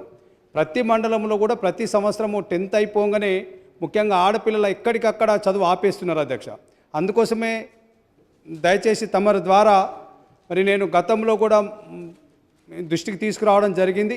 మీరు స్వయంగా దీన్ని ఇనిషియేట్ తీసుకొని గౌరవ ముఖ్యమంత్రి గారితో మాట్లాడి దయచేసి నా నియోజకవర్గంలో మరి కొంచెం జూనియర్ కాలేజీలు వచ్చేలాగా మీరు ప్రయత్నం చేయాలని చెప్పేసి తమరి ద్వారా నేను మరి ముఖ్యమంత్రి గారిని కోరుతున్న అధ్యక్ష. చాలా డ్రాప్అవుట్స్ అయిపోయి పిల్లలు అట్లనే 10వ తరగతి వరకు ఆగిపోతున్నారు అధ్యక్ష. దయచేసి దీన్ని మీరు ముఖ్యమంత్రి గారి దృష్టికి తీసుకెళ్లి సమస్యను పరిష్కారం చేయాలని చెప్పేసి తమరి ద్వారా నేను కోరుకుంటున్నా అధ్యక్ష. ధన్యవాదాలు. గౌరవ సభ్యులు దుర్గం చిన్నయ్య గారు వారి కాన్స్టిట్యున్సీలో జూనియర్ కాలేజీకి సంబంధించిన ఇష్యూని నోట్ చేసుకున్నాం అధ్యక్ష. ఆల వెంకటేశ్వర రెడ్డి గారు. అధ్యక్ష ధన్యవాదాలు. మీ ద్వారా గౌరవ ముఖ్యమంత్రి గారికి ధన్యవాదాలు తెలియజేస్తూ ఒక రిక్వెస్ట్ చేస్తూ ఉన్నాం అధ్యక్ష. లాస్ట్ ఇయర్ తెలంగాణ వ్యాప్తంగా వాగుల మీద చెక్ డ్యాములు నిర్మించాలన్న ఒక మంచి ఆలోచన చేసి చెక్ డ్యాములు పర్మిషన్ ఇచ్చి టెండర్లు పిలిపించి అలా వర్కులు కంప్లీట్ అయినాయి అధ్యక్ష. నా కాన్స్టిట్యున్సీలో 2 పెద్ద వాగులు ఉండే, ఊక చెట్టు వాగు, అదేవిధంగా కందూరు వాగు. పోయినసారి కొన్ని చెక్ డ్యాములు అయినాయి, దాంట్లో 5 కంప్లీట్ అయిపోయి ఒక్కొక్క చెక్ డ్యామ్ దగ్గర 2 కిలోమీటర్ల వరకు నీళ్ళు ఆగి రైతులు చాలా సంతోషంగా ఉన్నారు అధ్యక్ష. అయితే లాస్ట్ టైం కొన్ని మిస్ అయిపోయినాయి అధ్యక్ష. ఇప్పుడు నా కోయిల్ సాగర్ నుంచి రామన్పాడు పోయేది 36 కిలోమీటర్ల వాగు ఉంది, ఊక చెట్టు వాగు. అదేవిధంగా నిజాలపూర్ నుంచి సర్లాసాగర్ పోయే కందూరు వాగు ఉంది. అదేవిధంగా రామన్పాడు నుంచి డౌన్ స్ట్రీమ్లో అజ్జగోలు పామాపురం వరకు వాగుంది అధ్యక్ష. మిగిలిపోయిన చెక్ డ్యామ్లన్నీ కూడా లాస్ట్ టైం ముఖ్యమంత్రి గారు చెప్పారు సెకండ్ ఫేజ్ తీసుకుంటామని. అందుకే సెకండ్ ఫేజ్లో ఫస్ట్ ఫేజ్లో మిస్ అయిన చెక్ డ్యామ్లన్నీ కూడా సెకండ్ ఫేజ్ ఇమ్మీడియట్గా అధికారులకు ఇన్స్ట్రక్షన్స్ ఇచ్చి సెకండ్ ఫేజ్ కూడా టెండర్లు పిలవాలని, దాంట్లో నా కాన్సెన్స్కి సంబంధించిన చాలా చెక్ డ్యామ్లు అవన్నీ కూడా టేకప్ చేయాల్సిందిగా మీ ద్వారా ప్రభుత్వాన్ని రిక్వెస్ట్ చేస్తూ ఉన్నాం అధ్యక్ష. మినిస్టర్ గారు. అధ్యక్ష, గౌరవ శాసనసభ్యులు ఆల వెంకటేశ్వర రెడ్డి గారు చెప్పినటువంటి ఊక చెట్టు వాగు, కందూరు వాగు మీద మిగిలిన చెక్ డ్యామ్లకు సంబంధించిన ప్రతిపాదనలు ప్రభుత్వ పరిశీలనలో ఉన్నాయి అధ్యక్ష. ఎమ్మెల్యే గారు కూడా చెప్పినట్టు అక్కడ మొదటి దశలో మరి ఆ చెక్ డ్యామ్లన్నీ పూర్తి చేయడం, దాని ఫలాలు కూడా ప్రజలకు అందినాయి. ఒకసారి పేపర్లో కూడా చూసిన అధ్యక్ష, చెక్ డ్యామ్ నిండి మత్తడి దుంకుతుంటే ఎమ్మెల్యే గారు అందులో దుంకి ఈత కూడా కొట్టినాడు అధ్యక్ష. సో ఆ ఎమ్మెల్యే గారికి అభినందనలు కూడా తెలియజేస్తూ మిగతా ప్రతిపాదనలు కూడా ప్రభుత్వ పరిశీలనలో ఉన్నాయి, వీళ్ళంత త్వరగా చేయిస్తాం అధ్యక్ష. గువ్వల బాలరాజు గారు. ధన్యవాదాలు అధ్యక్ష. నా నియోజకవర్గంలో ఉప్పునుంతల అదేవిధంగా వంగూరు అని 2 మండలాలు ఉంటాయి అధ్యక్ష. ఆ 2 మండలాల మధ్యలో దుందుబి వాగు ఉంటుంది అధ్యక్ష. ఆ దుందుబి వాగు దగ్గర కాజ్వే డ్యామేజ్ అయింది అధ్యక్ష. హై లెవెల్ బ్రిడ్జ్ నిర్మాణం చేపట్టినట్టయితే ఆ 2 మండలాల ప్రజానికానికి మేలు జరుగుతుంది. ఇప్పటికే ఒక 60-70 మందికి అక్కడ స్కిడ్ అయి పడిపోయి కాళ్ళు చేతులు విరగడం జరిగింది అధ్యక్ష. దయచేసి దానిపైన ప్రభుత్వం దృష్టి కేంద్రీకరించి ప్రత్యేకంగా హై లెవెల్ బ్రిడ్జ్ను వెంటనే మంజూరు చేయాల్సిందిగా ఈ సందర్భంగా విజ్ఞప్తి చేస్తా ఉన్నాను. మినిస్టర్ గారు. గౌరవ శాసనసభ్యులు గువ్వల బాలరాజు గారు తన నియోజకవర్గంలోని దుందుబి వాగుపై ఉన్న కాజ్వే విషయాన్ని హెచ్ఎల్బి కట్టాలని ప్రస్తావించడం జరిగింది అధ్యక్ష. నోట్ చేసుకున్నాను అధ్యక్ష, పరిశీలించడం జరుగుతుంది. తిరుమతి లింగయ్య గారు.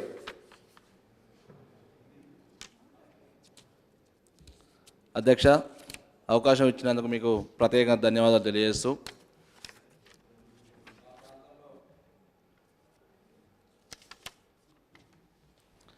ఆర్టిపాల నుండి లిఫ్ట్ గతంలో ప్రభుత్వాన్ని కోరిన అధ్యక్ష. ఈ మధ్యకాలంలో కూడా గౌరవ ముఖ్యమంత్రి గారు ఈ 6 సంవత్సరాల నుండి రైతాంగానికి సంబంధించిన ఇరిగేషన్ విషయంలో గొప్ప మనసుతోటి ఏ ప్రభుత్వాలు చేయని విధంగా ఇవాళ కాళేశ్వరం ప్రాజెక్టు మొదలు పెట్టుకుంటే మొన్న మా జిల్లాలు ఇచ్చిన లిఫ్ట్లు కూడా చాలా బ్రహ్మాండంగా ఇస్తాయి. రైతులు కూడా వందలాది లక్షలాది మంది వచ్చి అభినందన సభ పెట్టి ముఖ్యమంత్రి గారికి స్వాగతం పలికారు సార్. మా నకరికల్ కాన్స్టిట్యున్సీలో ఆర్టిపాలెం లిఫ్ట్ నుండి 6-7 గ్రామాలు ఉన్నాయి అధ్యక్ష. ఆ ప్రాంతంలో వ్యవసాయ రంగం మీద ఆధారపడే కుటుంబాలు, ప్రత్యేకంగా నిమ్మ తోటలు కూడా విపరీతంగా కడపర్తి విలేజ్ కానీ, అదేవిధంగా గార్లబాయిగూడెం కానివ్వండి, పెదకకొండారం, బొల్లాల, నోముల, నెల్లిబండ, గొల్లగూడెం, చెరువన్నారం, చందంపల్లి వివిధ గ్రామాలు దాదాపుగా 10,000 ఎకరాలకు సాగునీరు అందించే కార్యక్రమం ఈ లిఫ్ట్ ద్వారా ఉంటుంది సార్. తమరు దయచేసి గౌరవ ముఖ్యమంత్రి గారికి అదేవిధంగా మన మంత్రివర్యులకు దృష్టి తీసుకొచ్చి ఈ ప్రాజెక్ట్ ఇప్పించి మా రైతాంగాన్ని ఆదుకుంటారని తమరి ద్వారా కోరుకుంటున్నాం సార్. మినిస్టర్ గారు. గౌరవ సభ్యులు చిరుమర్తి లింగయ్య గారు ప్రస్తావించిన అంశాన్ని నోట్ చేసుకున్నాం అధ్యక్ష. గౌరవ సభ్యులు కాళ యాదయ్య గారు.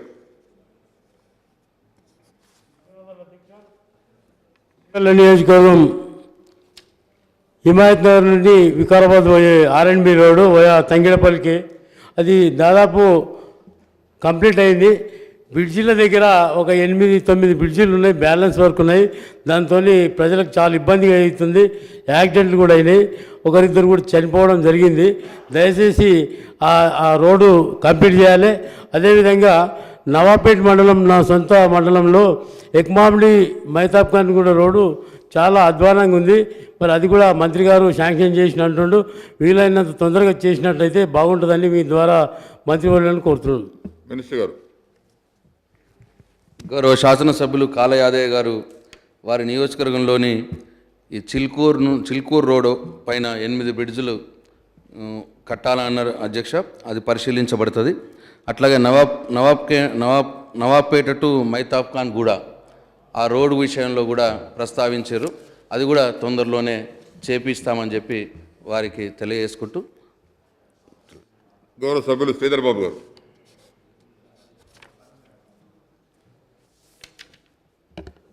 అధ్యక్ష, ఇది ఇరిగేషన్ మంత్రి గారికి సంబంధించింది అధ్యక్ష.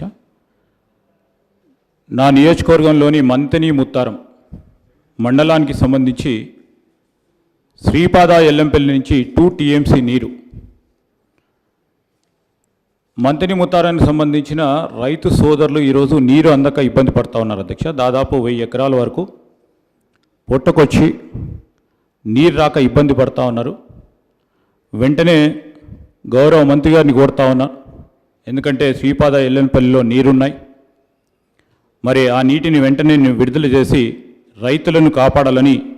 అదేవిధంగా ఎస్ఆర్ఎస్పి టేలెండ్ ప్రాంతానికి సంబంధించి ఇంతకుముందు సహచర గౌరవ శాసనసభ్యులు మనోహర్ రెడ్డి గారు చెప్పినట్టు D83, D86 సంబంధించిన రైతాంగ సోదరులు కూడా ఇబ్బంది పడతా ఉన్న తరుణంలో వెంటనే సంబంధిత అధికారులకు ఇన్స్ట్రక్షన్స్ ఇచ్చే విధంగా మరి మంత్రి గారిని కోరుతా ఉన్నాను అధ్యక్ష. మినిస్టర్ గారు. గౌరవ శాసనసభ్యులు శ్రీధర్ బాబు గారు చెప్పిన విషయం నోట్ చేసుకున్నాం అధ్యక్ష. తప్పకుండా ఈ ప్రభుత్వమే రైతు ప్రభుత్వం, ఎక్కడ కూడా రైతులకు ఇబ్బంది కాకుండా చూస్తాం అధ్యక్ష. అధికారులకు తగిన ఆదేశాలు ఇస్తాం. జైపాల్ యాదవ్ గారు. అధ్యక్ష, నేను అడిగే ప్రశ్న R&B మంత్రి గారికి సంబంధించింది. నా నియోజకవర్గంలో నాగార్జున సాగర్ నుంచి షాద్నగర్ వరకు సుమారు 65 కోట్ల రూపాయలతోటి డబుల్ రోడ్డు కంప్లీట్ చేసుకోవడం జరిగింది. ఈ మధ్యలో via Amangal mandal head quarter ఉంది, తర్వాత తలకొండపల్లి మండల్ హెడ్ క్వార్టర్స్ ఉన్నాయి. అక్కడ రోడ్డు ఇరుకుగా ఉండి చాలా యాక్సిడెంట్స్ జరుగుతున్నాయి మండల్ హెడ్ క్వార్టర్స్లో. దాని ప్రతిపాదన గౌరవ మంత్రి గారికి కూడా ఇవ్వడం జరిగింది. దాన్ని సానుభూతితో పరిశీలించి అది మంజూరు చేసి తక్కువ బడ్జెట్ తోటి ఆ 2 మండల కేంద్రాల్లో రోడ్డు వైడనింగ్ జరుగుతుంది అధ్యక్ష. ఇంకొకటి, నా సొంత గ్రామం కడతాల మండలం నుంచి తలకొండపల్లి మధ్యన ఉంది. అక్కడ 10 సంవత్సరాల క్రితము రోడ్డు నిర్మాణం జరిగింది, కానీ రెన్యువల్ చేయలేదు అధ్యక్ష. చాలా గుంతలు ఏర్పడ్డాయి. గ్రామస్తులు మొత్తం కూడా ఎమ్మెల్యే ఉండి కూడా ఎమ్మెల్యే గ్రామానికి రోడ్డు చేసుకోలేకపోతున్నారని చెప్పి ప్రతి ఒక్కరు కూడా విమర్శించడం జరుగుతుంది. అది కూడా ఒకసారి పరిశీలించాలి అధ్యక్ష. మూడవది ఏంటంటే అధ్యక్ష, ఒకటి మాకు కల్వకుర్తి మండలంలో కల్వకుర్తి నుంచి రఘుపతిపేట వరకు CRF నిధుల నుంచి డబుల్ రోడ్డు అయిపోయింది అధ్యక్ష. దుందుబి నది అక్కడ తెలకపల్లి మండలం మధ్యన కల్వకుర్తి మధ్యన దుందుబి నది ఉంది. ఇటీవలనే మన వాణిదేవి గారు ఆ రఘుపతిపేట గ్రామానికి సంబంధించిన మన ఎమ్మెల్సీ అభ్యర్థి, అవతలేమో గోరెటి వెంకన్న గౌరవరం విలేజ్, ఆ దుందుబి నది పైన బ్రిడ్జి లేకుండా మొత్తం కూడా బస్సులు పడిపోయినాయి అధ్యక్ష. బస్సులు పడిపోయినాయి. అది ఒక బ్రిడ్జి గురించి కూడా ప్రతిపాదన ఉంది. మరి మంత్రి గారు దాన్ని పూర్తి స్థాయిలో పరిశీలించి వీటన్నిటి కూడా ఆమోదం తెలపాలని మీ ద్వారా నేను కోరుతా ఉన్నాను అధ్యక్ష. మినిస్టర్ గారు. గౌరవ శాసనసభ్యులు జైపాల్ యాదవ్ గారు వారి నియోజకవర్గంలోని రోడ్ల విషయం ప్రస్తావించిన అధ్యక్ష, నోట్ చేసుకున్నాను అధ్యక్ష. బాబురావు గారు. ధన్యవాదాలు అధ్యక్ష. ఆదిలాబాద్ జిల్లా అడవుల జిల్లా, ఆదివాసుల జిల్లా అని పేరు ప్రఖ్యాతిగాంచిన జిల్లా సార్. ఇప్పటికే ఆదివాసుల గూడాలకు రోడ్లు లేని గ్రామాలు చాలా ఉన్నాయి. అందులో మరి మా యొక్క ప్రజారత్తుల మండలంలో డేడ్రా, అట్లాగే మాన్కాపూర్, ఇంద్రానగర్, ఉమర్డా, గిరిజయ్య అనే గ్రామాలు ఉన్నాయి. అలాగే మరి తలమూరు మండలంలో రత్నాపూర్ అని గుట్ట మీద ఉన్న గ్రామం, మరి అట్లాగే గోగర్వాడి, ఈ గ్రామం రోడ్డు సౌకర్యం ఇప్పటికీ లేదు అధ్యక్ష. మరి దయచేసి మంత్రి గారి ఈ విషయం మీద దృష్టి సారించాలని కోరుతున్నారు. మినిస్టర్ గారు. గౌరవ శాసనసభ్యులు రాథోడ్ బాబురావు గారు వారి నియోజకవర్గంలోని రోడ్ల విషయం ప్రస్తావించిన అధ్యక్ష, నోట్ చేసుకున్నాను అధ్యక్ష. కోడం వీరయ్య గారు. ధన్యవాదం అధ్యక్ష. నా నియోజకవర్గమైనటువంటి భద్రాచలంలో 2014 సంవత్సరంలో గోదావరి మీద బ్రిడ్జి శాంక్షన్ అయింది అధ్యక్ష. ఇప్పటివరకు ఆ బ్రిడ్జి అదే స్థితిలోనే ఉంది. తమరి ద్వారా గౌరవ R&B మంత్రి గారిని కోరుతున్న అధ్యక్ష, ఎప్పటి వరకు పూర్తి చేస్తారు? ఇప్పటికీ దాదాపుగా 7 సంవత్సరములు కావస్తుంది, అయినా కూడా ఆ పని అదే విధంగా ఉంటుంది. ఎక్కడ వేసిన గొంగడ అదే విధంగా ఉంది అధ్యక్ష. దయచేసి దీన్ని తమరి ద్వారా మంత్రి గారిని, ముఖ్యమంత్రి గారిని కోరుతున్నా, తక్షణమే ఆ బ్రిడ్జిని మరి కంప్లీట్ చేసి అక్కడ ఉన్నటువంటి ప్రజానీకానికి అతి తొందరలో అందించవలసిందిగా తమరి ద్వారా ప్రభుత్వాన్ని, R&B మంత్రి గారిని కోరుతున్నా. మినిస్టర్ గారు. గౌరవ శాసనసభ్యులు పోడం వీరయ్య గారు ప్రస్తావించినటువంటి గోదావరి మీద బ్రిడ్జ్ అధ్యక్ష, అది NH వారు, నేషనల్ హైవే వారు చేస్తున్నటువంటి పని అధ్యక్ష. పని జరుగుతూ ఉంది. ఇంకా ఎక్స్ప్లెయిన్ చేయడానికి వారిని మేము పర్సూ చేస్తాం అధ్యక్ష. శంకర్ గారు. ధన్యవాదాలు అధ్యక్ష. మన నియోజకవర్గం 2014 కంటే ముందు మెట్ట ప్రాంతం అధ్యక్ష, ఎడారి లాంటి ప్రాంతం. గౌరవ ముఖ్యమంత్రి గారి అపర భగీరథ ప్రయత్నం వల్ల మా నియోజకవర్గం అంతా ఇలా సస్యశ్యామలం మారింది అధ్యక్ష. కానీ నారాయణపూర్ పాత పనులు మిగిలి ఉన్నాయి అధ్యక్ష. కుడి కాలువ ఎడమ కాలువ పనులు పెండింగ్లో ఉన్నాయి. పోతారం రిజర్వాయర్కు సంబంధించినటువంటి ఎల్ఎంసీ ఆర్ఎంసీ కూడా పెండింగ్ ఉంది అధ్యక్ష. గత కాంట్రాక్టర్ పనిచేసినటువంటి కాంట్రాక్టర్ చేతులెత్తేసి వెళ్ళిపోయింది అధ్యక్ష. అవి కొత్త టెండర్లు పిలిచి ఆ పనులు పూర్తి చేస్తే చొప్పదండి నియోజకవర్గం మరో కోనసీమగా తలపించే అవకాశం ఉంది అధ్యక్ష. దయచేసి ముఖ్యమంత్రి గారికి మంత్రి గారికి నా నివేదన అధ్యక్ష, దయచేసి మా ప్రాంతాన్ని ఆ పెండింగ్లో ఉన్నటువంటి పనులన్నీ పూర్తి చేయవలసిందిగా విజ్ఞప్తి చేస్తూ ఉన్న అధ్యక్ష. అదేవిధంగా చిన్న సబ్మిషన్ అధ్యక్ష, మల్యాల మండలంలో మా వరద కాలువకి ఎగువ ప్రాంతం దిగువ ప్రాంతం ఏ విధంగా కూడా నీరు చెరువులు నిండకుండా ఉన్నది అధ్యక్ష. దానికి లిఫ్టులు మంజూరు చేయవలసిందిగా విజ్ఞప్తి చేస్తున్నాం అధ్యక్ష. ధన్యవాదాలు అధ్యక్ష. మినిస్టర్ గారు. అధ్యక్ష, గౌరవ శాసనసభ్యులు సుంకే రవిశంకర్ గారు కోరిన విధంగా పోతారం నారాయణపురం 2 రిజర్వాయర్ల పనులు కొంత నెమ్మదిగా నడుస్తూ ఉన్నాయి. పనులు వేగవంతం చేసి తన నియోజకవర్గ రైతాంగానికి నీళ్ళు ఇవ్వాలని కోరారు అధ్యక్ష. దాన్ని నోట్ చేసుకున్నాం. అధికారులకు తగిన ఆదేశాలు ఇస్తాం. గౌరవ సభ్యులు అబ్రాహం గారు. అధ్యక్ష ధన్యవాదాలు. ఇది ఆరోగ్య శాఖ మంత్రికి సంబంధించినటువంటి question, very very important question. Jogulamba Gadwal జిల్లాలోని అలంపూర్ నియోజకవర్గము ఆంధ్రప్రదేశ్లోని రాయలసీమ బార్డర్లో ఉంది. అక్కడ ఇంతకుముందు సమైక్య రాష్ట్రంలో కర్నూలు హాస్పిటల్ మీదనే ఆధారపడేది. అది చాలా పెద్ద హాస్పిటల్. కాబట్టి ఏదైనా యాక్సిడెంట్స్ జరిగినా, ఏదైనా సూపర్ స్పెషాలిటీకి సంబంధించిన, డెలివరీకి సంబంధించిన కేసెస్ అన్నీ కర్నూలుకే పోతాయి. ఎందుకంటే ఇట్ ఈస్ వెరీ నియర్. అక్కడికి వెళ్తే ఆరోగ్యశ్రీ కింద లేదు, మళ్ళీ they have to pay money. ఇది వెరీ డిఫికల్ట్ ప్లేస్. ఎందుకంటే most of the people in Alampur constituency very poor, they cannot afford. So మీ ద్వారా ఆరోగ్య శాఖ మంత్రి అదేవిధంగా ముఖ్యమంత్రి గారికి మనవి చేసేది ఏంటంటే, ఇక్కడ ఒక 100 బెడెడ్ హాస్పిటల్ ఆల్రెడీ కృష్ణా పుష్కరాలకు వచ్చినప్పుడు, మరి అదేవిధంగా ఎలక్షన్ క్యాంపెయిన్లో కూడా హామీ ఇచ్చినారు. దానిని కంప్లీట్ చేయాలని మీ ద్వారా ఆరోగ్య శాఖ మంత్రి ముఖ్యమంత్రి గారిని వేడుకుంటున్నాను. మినిస్టర్ గారు. మినిస్టర్ గారు. అధ్యక్ష, మినిస్టర్ గారు. గౌరవ శాసనసభ్యులు అబ్రహం గారు అడిగిన మాట వాస్తవం అధ్యక్ష. ఇది పరిశీలనలో ఉంది, ముఖ్యమంత్రి గారి దృష్టి కూడా ఉంది అధ్యక్ష. చాలామంది ఆంధ్ర ప్రాంతం దగ్గర బార్డర్ ఉన్నందుకు కర్నూలుకి వెళ్ళడం జరుగుతుంది. ఇప్పుడు కర్నూలులో కూడా వాళ్ళు తెలంగాణ వాళ్ళని అడ్మిట్ చేసుకోవడం కూడా చాలా అభ్యంతరం జరుపుతున్నారు. అది పూర్తి వివరాలు ఉన్నాయి అధ్యక్ష. ప్రభుత్వ దృష్టిలో ఉంది. త్వరలోనే ముఖ్యమంత్రి గారు తగిన నిర్ణయం తీసుకుంటారు అధ్యక్ష. బలాల గారు. स्पीकर साहब, मैं आपके ज़रिए हुकूमत की नॉलेज में लाना चाहूँगा कि डायलिसिस सेंटर्स जो चल रहे हैं, जो पेशेंट्स को जो डायलिसिस कर रहे हैं, तो कई जगह के ऊपर वो डायलिसिस सेंटर्स को आरोग्यश्री से जो उनको अमाउंट मिलता है, वो अमाउंट नहीं मिलने की वजह से वो लोग डायलिसिस बंद कर देना चाह रहे हैं, जिसकी तरफ से कई लोगों को उसके अंदर तकलीफ़ होगी। लोग अपनी रीनल फेलियर के बाद भी जो तकालीफ उठाकर वहाँ पर जाकर करा रहे हैं। तो मेरी आपके ज़रिए हुकूमत से गुजारिश है कि जैसा कि मेरी कॉन्स्टिट्यूंसी के अंदर नाइटिंगेल नाम से एक डायलिसिस सेंटर चलता, और ऐसे कई जगह के ऊपर डायलिसिस सेंटर्स है जहाँ पर लोगों को फ्री में डायलिसिस किया जा रहा है, लेकिन आरोग्यश्री से जो उनको पैसे नहीं मिल रहे हैं, मैं आपके ज़रिए हुकूमत से कहूँगा कि वो उनको पैसे रिलीज़ किए जाएँ। మినిస్టర్ గారు. సుభాష్ రెడ్డి గారు. సార్, గౌరవ సభ్యులు బలాలా గారు డయాలసిస్కి సంబంధించి ఆరోగ్యశ్రీలో ఉత్పన్నమవుతున్న సమస్యని లేవనెత్తారు, నోట్ చేసుకున్నాం అధ్యక్ష. సుభాష్ రెడ్డి గారు. అధ్యక్ష, ధన్యవాదాలు అధ్యక్ష. మాకు చెర్లపల్లిలో ఒక ఫ్లైఓవర్ 10 ఏళ్ల నుంచి నడుస్తుంది అధ్యక్ష. అది ఇప్పటివరకు కూడా కంప్లీట్ కాలేదు. దాదాపు అక్కడ వెళ్ళాలంటే 6-7 కిలోమీటర్లు సరౌండ్ తిరిగి పోవాల్సి వస్తుంది అధ్యక్ష. అది తొందరలో కంప్లీట్ చేయాలని చెప్పి మీ ద్వారా గౌరవ మంత్రి వాళ్ళకి విజ్ఞప్తి చేస్తున్నారు అధ్యక్ష. అదేవిధంగా ఉప్పల్ కారిడార్ కూడా అది అవుతుంది అధ్యక్ష. చాలా లేట్ అవుతుంది అధ్యక్ష. అది కూడా వరంగల్ పోయే వాళ్ళకి చాలా ఇబ్బంది కలుగుతుంది. ఉప్పల్ కారిడార్ కూడా త్వరలో కంప్లీట్ చేయాలని చెప్పి విజ్ఞప్తి చేస్తున్నారు అధ్యక్ష. మినిస్టర్ గారు. గౌరవ శాసనసభ్యులు బేతి సుభాష్ రెడ్డి గారు తన నియోజకవర్గంలో ఉన్నటువంటి చర్లపల్లి బ్రిడ్జ్ మరియు Uppal corridor, highway corridor, high corridor, ఈ 2 విషయాలు ప్రస్తావించారు అధ్యక్ష.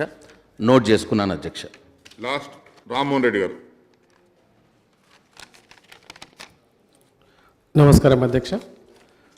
మా దగ్గర బీమా ప్రాజెక్ట్ నడుస్తూ ఉంది. కేసీఆర్ గారి దయ వల్ల ఇప్పటికి దాదాపు 1,20,000 ఎకరాలు పంట పండించుకుంటా ఉన్నాం. దాని కింద మాకు రిహాబిలిటేషన్ సెంటర్స్కు కొంచెం డబ్బు సగం సగం ఇచ్చారు, ఇంకా పూర్తి కాలేదు.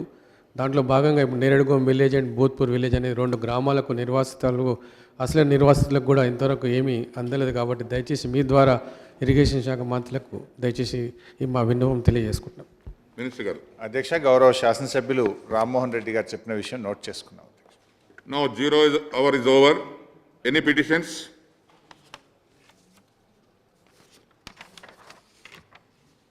Now the house is adjourned for tea break.